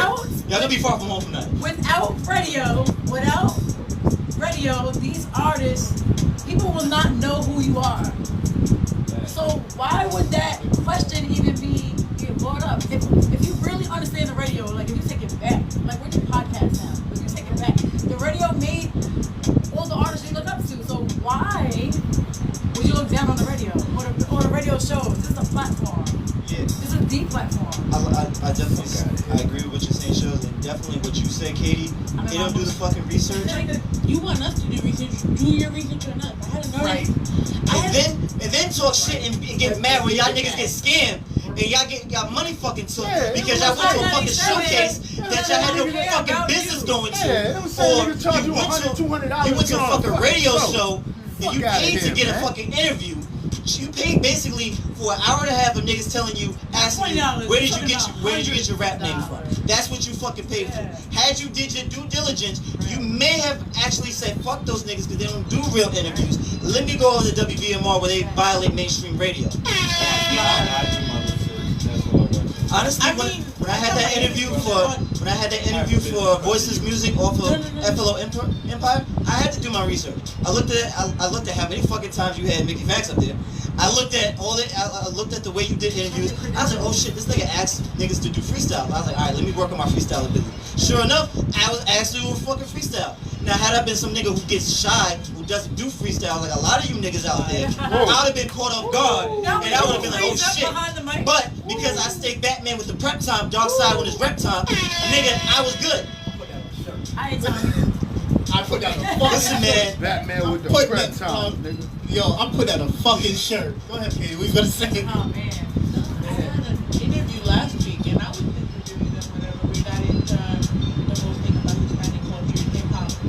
And then out of nowhere, he's asking me questions because he actually did research on me. I'm like, that's what I'm talking about. Who the fuck? We're not supposed to question you. Don't never let anybody who's in there. No, this was off the air. I'll just give you a little fact. Yeah. Don't let them do that to you. Yeah. You definitely want to have control of your play then. Yeah. No, it was off the air. Like, he was asking questions because he did his research on me. I was like, that's what's up. Like, he found out I used to work with Latin translators. Like, so you used to do. Like, how far back did you look? Yeah. At the end of the day, I always say this as far as radio. And listen, I'm only going to say this because it makes sense because I'm relating to Blackout. But a lot of people question a lot of my intentions into this game on a number of occasions. And I say this because Blackout's here because of the fact that I like to think I'm probably one of the last real genuine people left in the music business as much as possible because I do think of my heart first in the business. Maybe that is my downfall, but I can't help loving the game for what it is, which is putting the music in, going to the studio, putting videos out, seeing the work you put in and things of that nature. No, I do not have a major background in music history. No, I did not come up in your circle. I wasn't nobody's intern. I was not resident at somebody's event to be a major DJ. I self-taught every single fucking thing I did. And I respect those who do the same goddamn thing. The reason why? Because those are the ones who mean it more than those who already had the background and sit there and is going to be an intern. I'm not saying, I'm not knocking those people who do it. But when you're talking about me who sat there at home and watched YouTube for 3 days straight before I even started scratching, or I sat there and studied Breakfast Club for a whole year straight, that means before they were on Revolt, before I started doing my own radio show, or sat there and watched every Hot 97 interview leading up to the year that WVMR opened so I can be able to tell a new personality up here, yo, make sure your mic is closed. Make sure you do this. Don't say that. Oh, no, I don't block you or stop you from saying Hot 97 Power 105 on my station. It's all good. I know other stations do it. Yeah, because we violate mainstream radio anyway. So, this is my thing. And that's why I appreciate Blackout so much, because he has no background in this. But there's still people to this day that want to jump on his show to do his radio show. Katie does have no background in radio. She's a photographer. But people will jump on her show to do her show. That's the only reason why she has as many likes as she did on that status in the first fucking place that people were jumping on. Because they can appreciate what she's done in the course of time that she's been here. Same thing will go for Blackout. You don't have to go to school to learn this stuff. No, But it's a gift and a talent, and you study your skills. Y'all making me blush. You study your crafts. Right. She's white. It shows. She's red as shit. Her face is saying "Suwu to the G game" right now. Listen. I tell this to you all the time. Listen, I only appreciate people who put the work in, and everybody in this room, in one shape, form, or another, I've either had a personal conversation with or a group message conversation with. They put the work in. I'm just only here. It's like, what do you need me to do? You want me to do? I do. Even if I have the contact in person or not, or I'll just do it myself, just like I did voices, just like I did WVMR, because I can't do it myself. Listen, man. It's 11 o'clock. I gotta get home to my fucking family. I definitely, I appreciate, that the extra time that I took to talk my shit and have this discussion and, really go out guns blazing and everything like that. But yeah, I don't want to prolong the inevitable. So, Monday Night Vibes, taking it back, hashtag overjoyed, hashtag timeless, hashtag greatest experiences ever, greatest show ever, greatest station ever, hashtag moments you can't get back, hashtag Blackthorn 51, hashtag Brooklyn Colony, fucking hashtag WBM Runway, hashtag fucking 1 year anniversary, hashtag the 2 year anniversary. What? Hashtag Shillelagh Tavern, hashtag Doha, hashtag Aloha, hashtag Tavern. Yo, yeah, that's a fact. Hashtag the diners that we've been at. I'll give you. Pancake syrup? Yes. And the French toast? Yeah, that's the fact. Yeah. I'll give you one good hashtag before you say your piece. Hashtag family. Hashtag family, that's because a fact. When I started, I said, this is my family. That's a fact. Fact. Hashtag family, hashtag family first, hashtag I does this, hashtag Fuckery. hashtag fuckery, hashtag fuckboy Friday, hashtag fuckgirl Friday, hashtag Darkside Radio, hashtag WVMR, hashtag Voices Music. Coney said, I'm going to let y'all finish, but Coney Brooks had the best freestyle in WVMR history. Oh, without a doubt. Without a doubt, myself included. That's a fact. That nigga is fucking phenomenal off the top of the head. Phenomenal with his music. Make sure y'all get that album. Hashtag Darkside Cypher. Oh my fucking god, how could I forget? Wrong Cypher. Sorry, bro. Alright, nigga. Yeah, you tried it. Fucking Mickey Facts, Miles Johnson, Nico Tesla, myself, Teddy Grams, fucking doing the photography, the videography, Coney Brooks. Make sure y'all get that All Hail the King album. Make sure you get the Coney Brooks, Coney Island 2, available everywhere. Yeah, the Darkside Cypher was crazy. Appreciate you too, man. For the last fucking time. Oh, well, I'm sorry. Where you guys can find us? No, Darkside Radio, Instagram, Darkside Radio, Facebook. No. DarksideRadioNYC.com is the website where you guys can see this farewell episode as well as everything else preluding to it. Yes. And you can hear a lot of crazy content and music and everything like that. Darkside Radio is the SoundCloud, Darkside Radio is the YouTube, fuck Twitter. Facts. Train of Thought is available on my website, Darkside Radio. Far From Home is going to be available Blackout Friday. For the last time on WVMR, this is Blackout the Rebel, Darkside Radio. We are out. We'll see you guys when we see you. Thank you for everything.